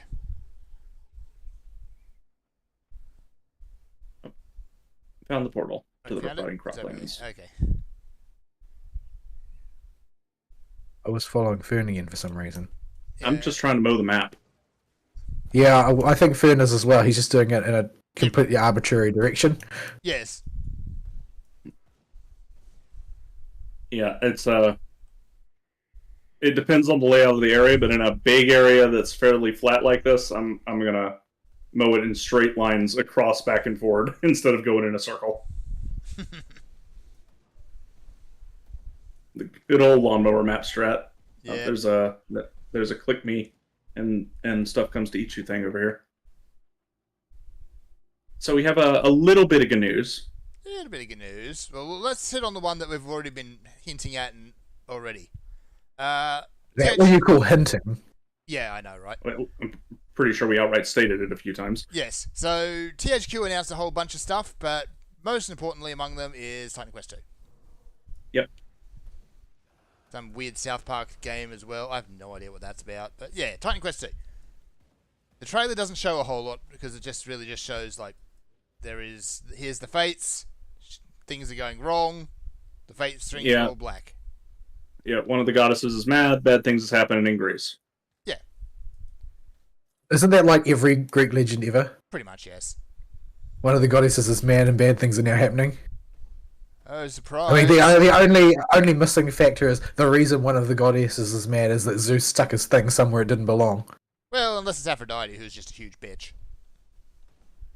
It's kind of her thing. Yeah, she's got that reputation in pop culture, but apparently it's not nearly so bad when you've got like the full picture of mythology. Yeah. Like she's pretty average. A lot of her bitchiness is actually attributed to other goddesses.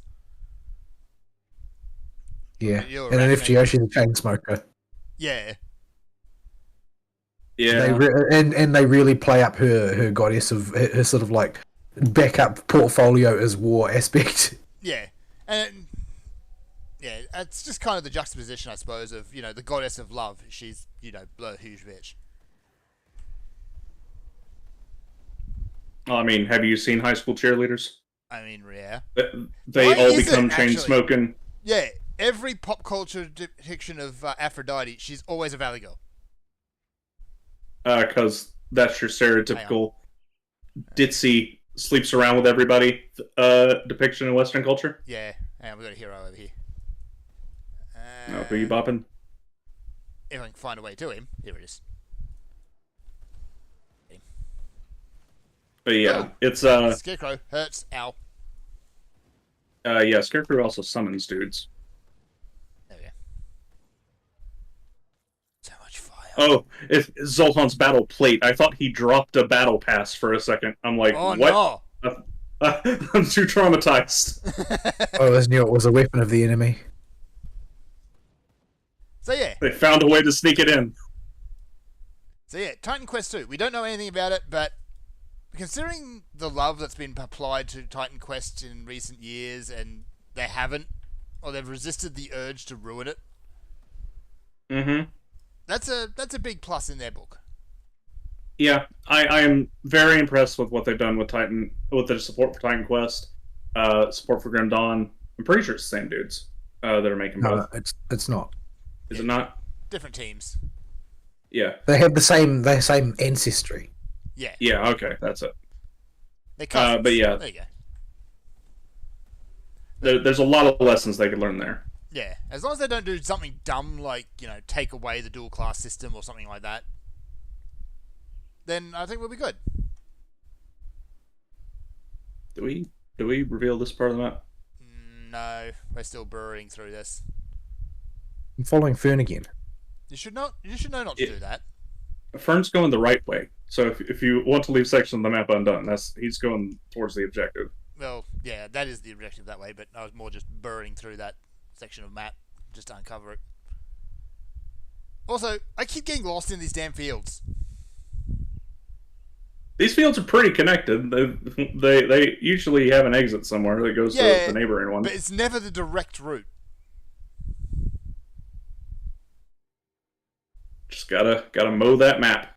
All right. On to something I am not confident about. Dark Souls, the anime done by Netflix. That sounds awesome. Right. So I threw this in here 2 weeks ago, actually, and carried it over for last week, but we didn't use it then. We didn't use it. So let's, on the list of things that I would say should never ever get an adaptation into a narrative medium, Dark Souls might be at the tippy top of that list. It might be number one. It's pretty close. But Aristotle, it produces all those lore videos. Yeah, it makes VaatiVidya have to sit there and read the notes to you in his radio voice. Yes. That's about as far as the lore in that game goes. Yeah. What you really need to know about that god, the lore in that game is gods be bad, go kill thing. Yeah, I mean, the lore is interesting, but it is lore. It's not a story. Yeah. Let's not even get started. It's This isn't going to be like that spin-off Witcher series where it has nothing to do with the game. It almost would have to, because you can't tell a compelling narrative, or any narrative at all, with what Dark Souls gives you. To be fair, nobody in Hollywood can. I suppose that's true. What is the point of worrying about whether or not the medium is suitable for telling a proper narrative, because nobody can tell a narrative anymore? No. Yeah, it's just... Except the Dark narrative.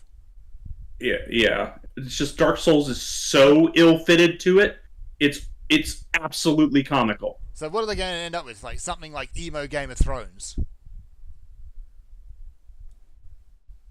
Because I think that's what we're going to get. Or are we going to get Berserk 2016 again? Buried treasure? Oh my goodness, this is what you call treasure in these parts, is it? Yes. Well, that's a really good lightning damage hat. I can't equip it yet, though. I got lightning damage offhand, so... Makes I me... got another one-handed mace for necromancers. It's got a lot more lightning damage on it, but I lose 2 points to Primal Strike.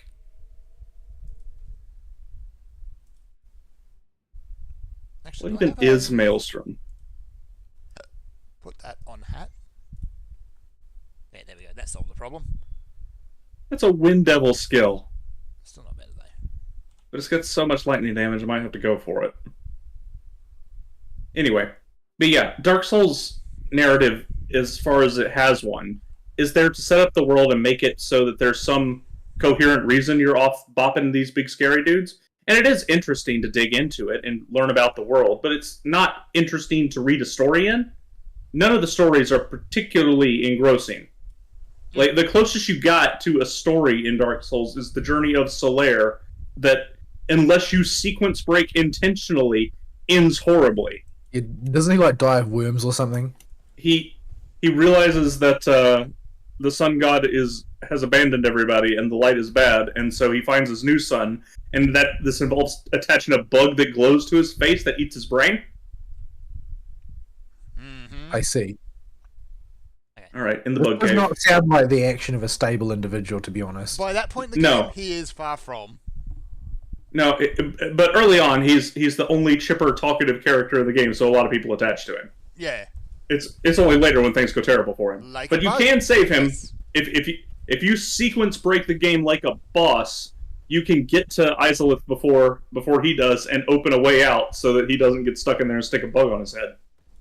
And he gets a different ending and can even show up to be a summon for the final boss.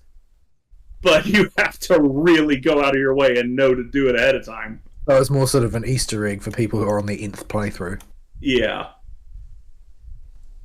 Yeah. It is very much so not the intended path your first time through the game. There'll be a lot of drop downs. I like to clear the top floor out first, because these paths will connect to each other in wackadoodle ways. Bug maze.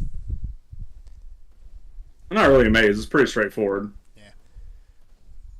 Just watch out for some of the bees. They hurt. Oh yeah, they do piercing damage. They do piercing damage and a lot of it. Because of course they do Erect a piercing. pheromone They do gland. that final sting. Why Yeah, does this this one- guy want pheromone glands? He doesn't want them. We need them to open the door to the Bug Queen's lair, which is deeper in the bug cave. Okay, we go back this way now. And the bugs can spawn in any of the rooms, so we need to lawn mow the whole bug cave to find them. Yeah.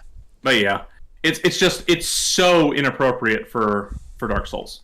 Yeah. Dark Souls story is just there so the world has a coherent backdrop that you can dang it, stupid thing, go away. So that you can know why you're killing stuff. Yeah. And it's there if you want to dig into it, or you can leave it alone. Dark Souls is gameplay first and story not at all, and world second. Yeah. Elden Ring's plot maybe a bit better, but much the same reason there too, I think. Same thing. Well, Elden Ring has a bit more of a coherent narrative, although we'll go down the holes in a minute. Just clear out the entire top floor. I was caught on terrain. That's what it looked like. I was very eager to go down there. It's like, oh, he really wants to go down that hole right now. We still got a few more bugs to mush. Yeah. Elden Ring's story is a bit more front center for its. I mean, it's still not something you can make like a TV show out of. It's not. There's no narrative cohesion there, really. It's got George R.R. Martin in it. Yeah. Yeah, I know. The only thing of him that's in there is probably the paycheck. Yeah, he probably they got him on the horn once and said, "Hey, can we stick your name on this?" And he's like, "Yep, sounds good to me." Realistically, it probably did pay off. Don't go. Oh, you went in here first. Okay, we gotta kill the boss. I didn't go in. I'm not. I'm not there. Return. Yeah, Fern opened the door. Yeah. All right. Is that bad? Yeah, it's ish. Unless you go down Why do the we hole. have to go down there first? Oh, because we'll have to go back out and clear the rest of it. And this place has an exit, I think. Oh no, it doesn't have an exit. We're okay. Yeah, we're okay. So we still gotta go there. Yeah, it's not. But like we still that got a one in the hole. line. This is where the big boss is, and I was gonna kill all the little stuff first to give us a chance to get some EXP and stuff. Yeah, it's fine. Yeah, I like doing things in their proper order, Fern. You just go and Fine. you just go and open that boss door. Oh, here's boss now, so kill. All right, Boss drops goop on the ground, and I can't see. You don't need to see because it. the goop is on fire. Fire is your friend. Doggo, get over there. Why are you over here? That's better. Okay, boss ain't dead yet. No, it's got to explode first. Nope. Boss is gonna come eat us now. Well, yeah, okay. It tears its own ass off. Yeah, we destroyed the egg sack. Now we gotta fight the boosts. Is she chewing on the All you pets? need is fire. Yes. All you need is fire. Okay, now we gotta run around and collect all the loot, and then we gotta go back on down all the side paths we skipped. Both of those Yeah, pets she- actually have she's taunt a on good them, friend. so she's supposed to be chewing on them. But yeah, it's just really dumb. People that have played Dark Souls and that have I've gotten a little bit into the lore, and as far as I want to understand what I'm doing, I'm not that way yet. Not that way. That's the exit I was talking about. I'm not sure where that goes. But even if you've just taken a cursory look at the lore, you know this isn't going to work. It's all about how all this stuff happened in the past and told as this almost like a It's just Greek. setting history, really. It's not. Yeah, It's not really a story. It's more of setting history. Yeah, yeah, it's literally like you're reading a history book. yeah, and it's very high concept as well in a lot of cases. Oh, I mean, you might be able to pull a thread or two out of Bloodborne and might write a narrative that way. Yeah, But I you don't write think it's the blood same when you 27 do it for times on a Dark piece of Souls. paper, and there's your plot. Yeah, like you could turn something into the journey through the hunter's dream, and going on the hunt and tell the story of a particular hunt with a particular villain, because of the way the story of Bloodborne is a little more set up. You could do it with Sekiro. Sekiro tells its story front and center, and it's Well, And we're it's, not up here anyway. Oh, and this what game. part in the story is played by hitting a monkey's junk over and over again? the monkey is actually the blacksmith. And what do you have against his ghoulies? He's currently a very angry demon monkey that's lighting everything on fire, and he's lost control and needs to be stopped. And the most efficient way to do this is to smack him in the nuts. He's not wrong. It would stop. I mean, anything. you wanted the story. That's literally right there and told to you. Except for the nuts part, you get to experience that. Not from a receiving it point of view, I hope. Oh no, you're the one dealing it. Ah. All right. So you get to see them jiggle in front of your face every time you smack him in the nuts. Right. They're not really his nuts. He doesn't have genitals modeled or anything, but he has a very sacky bit right between his legs that just happens to be at the perfect height for your sword to hit every single sword swing. But it's also animated to jiggle when you hit it. Yeah, I hate to tell you this, but yeah, you're just hitting in the nuts. I mean, I'll take it. He's being a bad monkey. He needs to be stopped. There's the exalted stash. That's good. If Chinese mythology is any indication, the correct way to deal with a naughty monkey is to drop a mountain on him.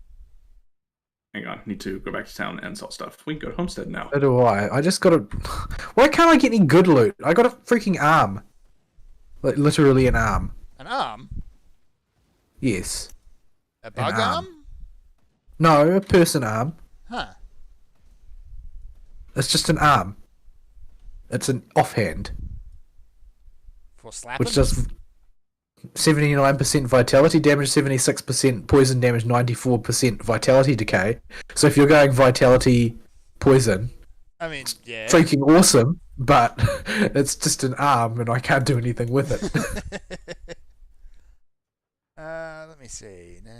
Heralds. It's been so long since I got any gear that's at all appropriate for me. +2 to aspect. What was aspect of the Guardian? Heart of the Wild, Oak Skin. Where was it? Stash this Do I blood. not have aspect of the Guardian? Blood. More components.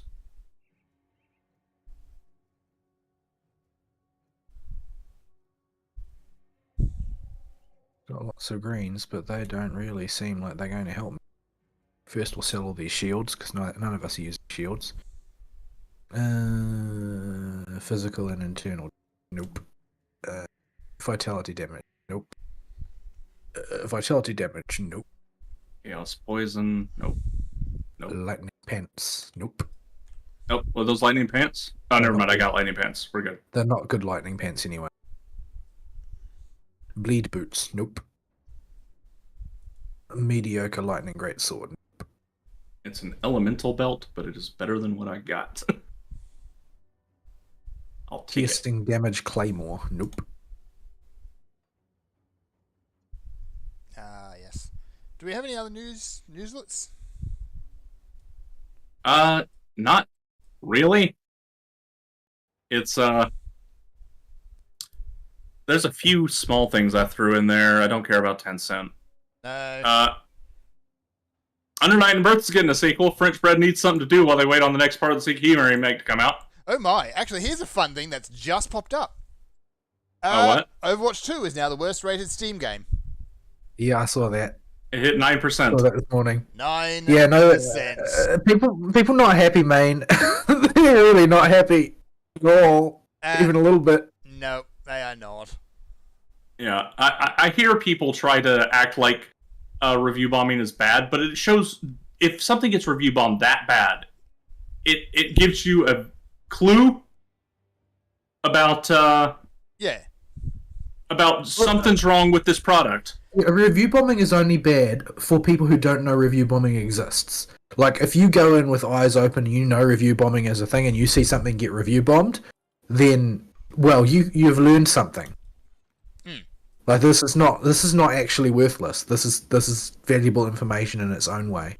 Yeah. On the rare occasion that review bombing is just happening for giggles, yeah, fine. But it's very rare that's the case. Really infrequent, because how can you raise that many people's ire at once to do something like that?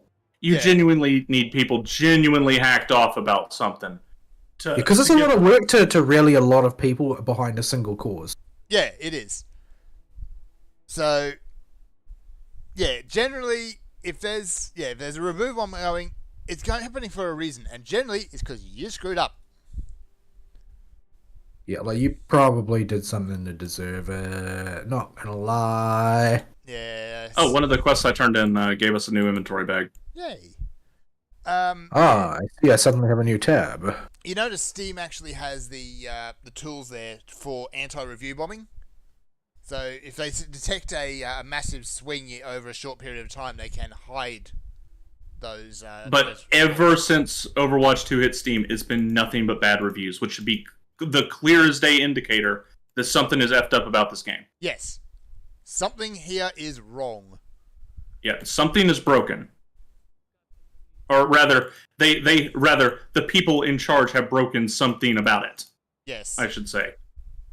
And that would be promises. This stuff doesn't happen on its own. Like, it's not like people like to treat review bombing as like graffiti or casual vandalism or whatever, but that's not what's actually happening. What happens is that there's been a large amount of people who have been very upset and offended at something very specific, and they are lashing out in the only way that they meaningfully can. Like, what else can they do? Like, what can you ask of them? What can you expect of them?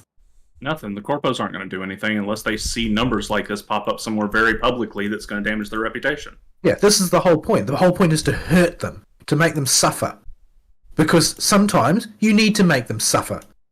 Because they're not going to learn their lesson otherwise. Yeah, sometimes a company has cocked up to a degree that they need to be put in their place. And the only way to make them be put in their place is to make their money people that made the decision see a whole lot of backlash real quick that's going to impact their sales. Yeah, so you hit them in the place that they're going to listen to, which is their wallet. And review bombing is the most effective means we have, because it's free for the individuals that do it, and to really get that point across. And it's easy to rally people to do because it doesn't take anything but time. And not that much time on top of that. So, I wholly support review bombing like this in pretty much every case. I've never seen a case where I've been like, that's a little too far, or that has a little bit of fishy element to it. Every single case of review bombing I've seen, I've been like, yep, sounds right to me. I can name one. And you can too. Which one? Hogwarts Legacy. Oh, well, that wasn't a successful bomb, though. It failed. It did fail, and it was glorious. But nobody even noticed it happening. Yeah. It was a failure of a review bomb because they could not get it off the ground. Yeah, because they couldn't get the support. Yeah, so it's still the statement still holds. Yeah. Review bombing in every scenario still works, because if there had been some kind of legitimate complaint there, they would have been able to get it off the ground. They would have been able to raise a genuine group of people to come out and put enough review bombs on that thing to really put a hurting on it, but they couldn't. No matter how hard they tried, they could not generate enough buzz for people to come and bomb the review.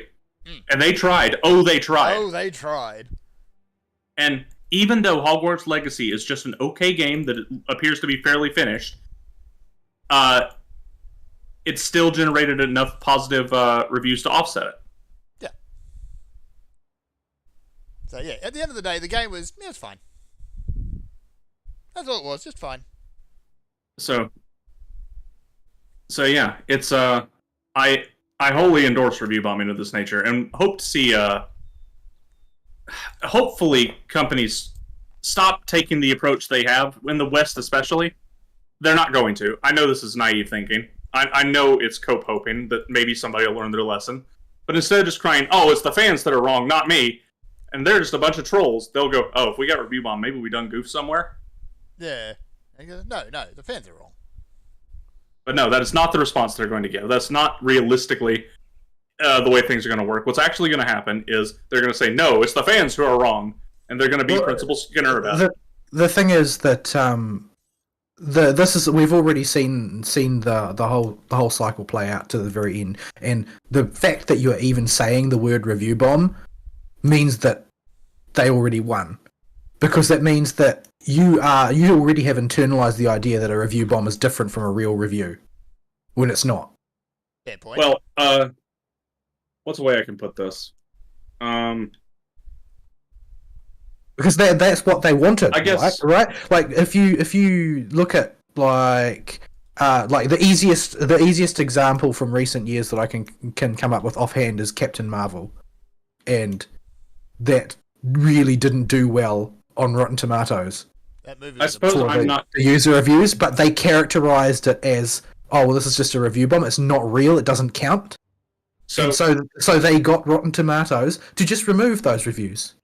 I guess I get what you're saying, that there's a functional difference when I think about it a bit harder between a formal review bomb, which seems like an organized activity, and just a whole bunch of people really hacked off and following an action they see a lot of other people doing because it's a good outlet for their frustrations. And it makes it seem like review bombing has some kind of organized component to it, rather than most instances of it being organically driven within the fan community of a game or a product or whatever have you, piece of media, and them going to we need to go back in that bug cave. I'm going back to the portal. I don't know where you are because on my screen you're just running on the spot. I'm going back to my portal in the bug cave. Come back before you do, because there's a quest to hand in. I don't have You a quest guys- here, then. Oh, it's. Am I supposed to? Oh no, hang on. I think it's one of those individual ones, the Dahlia's Diary one. Oh, go talk to her at the top. I don't have that either. Oh, you must not have got the diary. We'll go back and get it in the Croplands. I think I remember where it was. But I don't have a quest to get it either. Yeah, you won't. You get the quest for picking up the diary out in the world. Yeah. But I think I remember I saw where it dropped. And then you lie to her You must face. just- Lovely. But yeah, I get what you're saying. That it gives it this air of this was an organized effort by people and a deliberate action rather than. No, it's not just that. It's not that's soft pedaling it. What the press has got most normies to believe is that if there is a sudden change in the review score of some product, it means that review is illegitimate. People believe that review bomb results are illegitimate, that they're not real. Yeah. That's the basis for them justifying just deleting them. I understand where you're coming from on this one. I feel like there's another aspect to it that I want to reach at, but I can't quite touch it yet because I haven't put that much thought into it. I'll have to come back to you on it. I'll have to think about it a bit more. I think that there has been a concerted effort to basically create an environment where people will accept the declaration that people with the wrong opinion don't count. Yeah, I do think that's true. I just think there's another layer to it that makes it. It may or may not necessarily add to my point, but I need to think about that one a bit more to get the words right, because I don't have the words quite for what I'm trying to describe. Holy crap! Something there hurts. Is it like just a regular mob that has something you're weak to, or is there a boss in here somewhere? I think that poison damage just really hurt me. Yeah, it's that poison damage. Alright. There's the boss. Or a Yeah, boss. there's a devotion shrine down here in this cave somewhere too. But yeah, so there's that. But I am glad to see that Overwatch 2 is getting the reception it deserves on Steam. Yeah. I kind of don't want Blizzard products on Steam at all. Yeah, so it almost feels like a contaminant. But what this really shows is that not only it doesn't just show that there's a lot of pent up anger. What it shows in addition to that is that there was no outlet, and it was just building pressure. Yeah, because it's been a while since Overwatch 2 has been at the forefront of anybody's mind.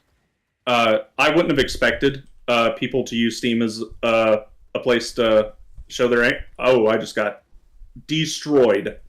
And hope I got that devotion point. You did. There's a lot of poison stacked on that spot. Yeah, I have 10% poison res. You stood in the middle of it so that you could get your lightning off, and that worked on the first wave. But they all popped and left a poison puddle behind when you did. Can one of you guys drop a teleport yeah, point? come to mine. It's a bit away from the shrine, but Yeah, it's I don't want Blizzard games on Steam. I want Blizzard out of my life as much as possible. I want Blizzard out of the industry. Like, I don't think they deserve to exist. They have shown just how bad it can be when a company that was once great becomes bad. Like, they need to suffer the ultimate consequence. Yeah, they need to pay for. Is betrayal of the fans the right word? Oh, That's this is not a quite- poison dangerous domain. Oh, is that why the poison was kicking my butt so hard? yeah. Yeah. Everybody's got. Everything deals poison damage on every attack. You'll be suffering from plus 20% poison damage, and yeah, like everything is bad for poison down here. Poison Yeah, is and I very have- ouch. It is one of my lowest resistances. Okay, back to the main level of the bug hive. We gotta keep bug hiving. Keep on bug hiving. So we still got a whole nother subsection of the bug hive we skipped. I don't think there's anything there but a boss, but we probably should go bop it just for completion's sake. Because And then we gotta go find that diary for Vol. where was that? I think I remember It where was it in one is. of Did the I diff- farmhouses. Did I definitely not turn it? Didn't. You would get the quest pop when you picked up the diary. So it must have been when we got scattered from each other and we're running around talking. Yeah. You must not have seen it drop. I'm just trying to make sure that see if there's any way that I can determine if I did it without realizing it, so that we don't go out there for no reason. You should be able to look in your quests, completed I quests. don't even know how to bring that up. Press Q. What would it be under? It's the key with the red tick on it. Is your completed quests, and then you scroll right to And the the bottom to quest is Homestead. called. It's called Missing Oh, Diary. yeah. I don't have something called Missing Diary down here. Nope. Okay, so it's not finished. Okay. Come to me first, and we will continue. We'll wrap up the bug hive and go back and get the diary. Yep. I'm just looting all the greens that are floating around that somehow I didn't see the last time we came through. Yeah, I think we've got killed everything. Oh, I gotta turn my auras back on. I'll be so glad when they change that. Yes. That way you can always make everybody around you the trash rabbit. Yep. Give everybody the leaves. Gotta have their leaves. You have shaman as a class too, don't you, Fern? Yep, more leaves. Yeah. Do you have Mondrogan's Pact, or at least a point in it, like I do? I've got 8 point in it. Yeah, I've got a point in it, and it's upgrades. Yeah, 1 point's like, unless you really want to go super deep into it, it's 1 point's enough on that one. If you want to build a survival build, I've seen a lot of people max it. Oh yeah. Hey man, I went max points into my aura just because you guys are here, and also because fire. Also because fire. Yeah, mine doesn't add damage; it just adds health regen. So handy, but not doesn't make things explode for bigger numbers. Yeah. But yeah. So yeah, it makes me happy to see Overwatch getting bopped. Yeah. People On, as you said, people have been unhappy with Overwatch for a long time for quite a number of reasons. Yeah, it's been out in the ecosystem of video games for a while now. Yeah. And Well, to be fair, it's been out for a very long time because there's no difference between it and the first one. yeah, that's It has true. these features. Yep, and the features that were supposed to differentiate the sequel got cancelled. Namely, a entire mode of play. Yes. Except for the parts that they're willing to sell you for an extra fee. Except for those, Yep. yes. If the money people can't make a dime off of it, then just no vidya for you. Okay, I think we have fully explored the bug cave. Yep. So with that, I think we have actually reached the end of what we're doing. Yeah, that's pretty much all the stuff we had lined up for the show, unless y'all got some more tangents you want to go on. Not particularly. Don't think anything that we haven't already covered, at least in part. Like I said, the thing that I was doing before the show was watching things about Diablo 4. Diablo 4. Man, people are absolutely hating on it right now. Everything is so conspicuously designed to spin more money. And, well, actually, it's all seems to be... And this has been true of Blizzard for some years now. Everything seems to be revolving around that active users KPIs. Yeah, because that's what's going to impress the investors. and they've done things like all kinds of things to sort of like nickel and dime it, like lengthening the cast times on town portals and things like that, and Yeah. making the stats like needlessly extra complicated, Yeah. like separating out like something like bonus damage versus CC. Now they've just made every CC a different type of bonus damage, so that it takes forever to analyze your gear. They've reduced the amount of stash size and made sure that you can't get more, so that you've got to spend more time on inventory management, and you're going to have to discard things that are valuable and spend more time farming. Like, Yeah. everything about it is just like conspicuously moustache twirling evil. Yeah, there's the philosophy of Is it in here? create the problem, sell No. the solution, and they've dived face first into that. Where's the another? I'm just going to all the farmhouses. Yeah. I think it was this one. Was it this one here? I looked in there, there's nothing in there unless I've got to overturn a body or something. I don't see a body though. Or was it one back over further to the west, east? Yeah, I'm looking. I'm looking for farmhouses on the map, but they're a little hard to distinguish. Yeah, they're kind of the slightly different coloured blobs. Yeah, I think we found it in an interior area. It was.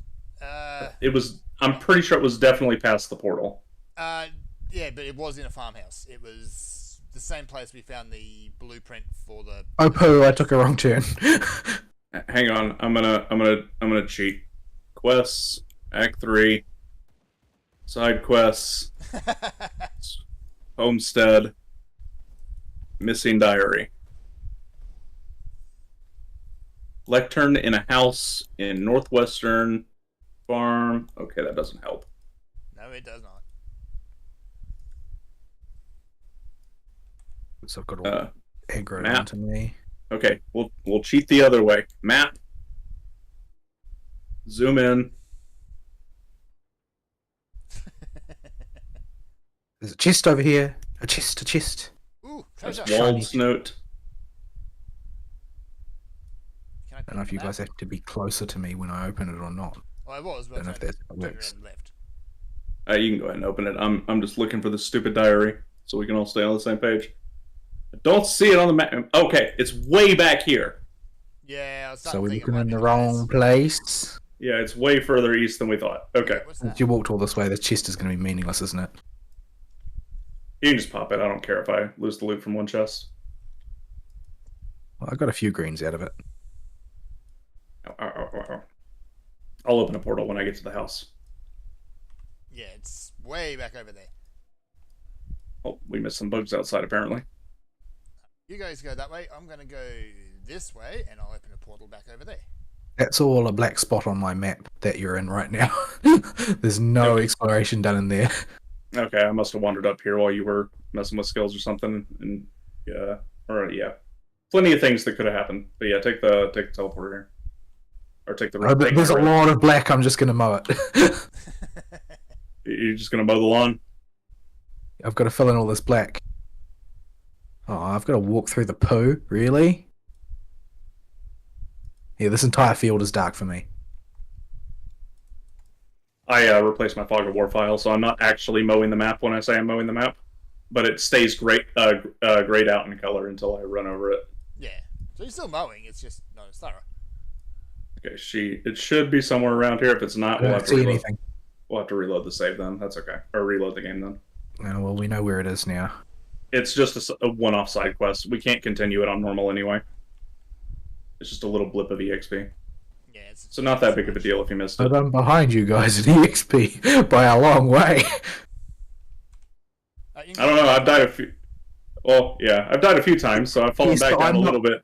Yeah, but you guys are probably earning about 5% more EXP than me because I don't have any bonus EXP items at all. I don't either. I got rid of those boots forever ago. Do you not have a medal? What about your medal?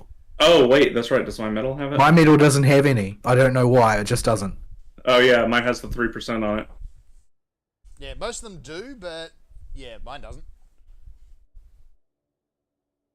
That's okay. Level EXP scaling with enemy mobs is a thing that should make up the difference if they're leveled up. But all right. If we don't have anything else, I'm pretty sure they don't want to watch us just sit here and play Grim Dawn. So we should probably wrap the show. Yep. it's a good time to wrap the show anyway. Okay. Well, I guess we will. I'll drop a portal here. We'll go back to town, sell our crap, and Hey, there you are. call the show there. Yep. All right. Closing comments before I sign us out. I'm getting chewed on by life lately, but you know, there's some good in there as well. But I went to the wrong. my next Drunk Cowboys is 3 weeks.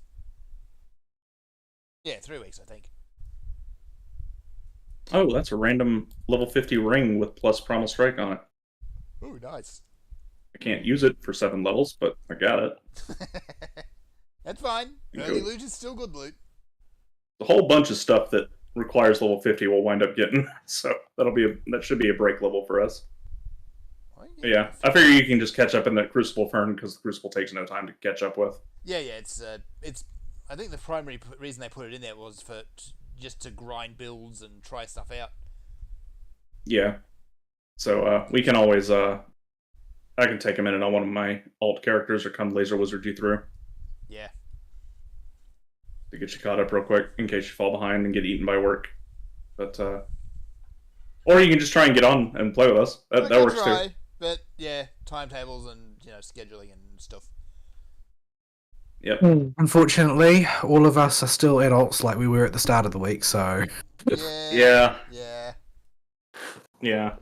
All right, folks. We'll see you next week. Probably with a little bit more Grim Dawn. At the rate we're going, we could probably finish at least the main campaign and maybe the expansions for a normal mode playthrough. As long as none of us get bored with our build and want to try something different. Which happens to me every time. My build's absolutely awful. I just like the really big number I can do once every 5 seconds. Yeah, I'm trying to avoid thinking about how bad my build might actually be because my only priority has been increasing the fire number. Yeah. That's not a bad idea. Yeah. Well, certainly one way to do it.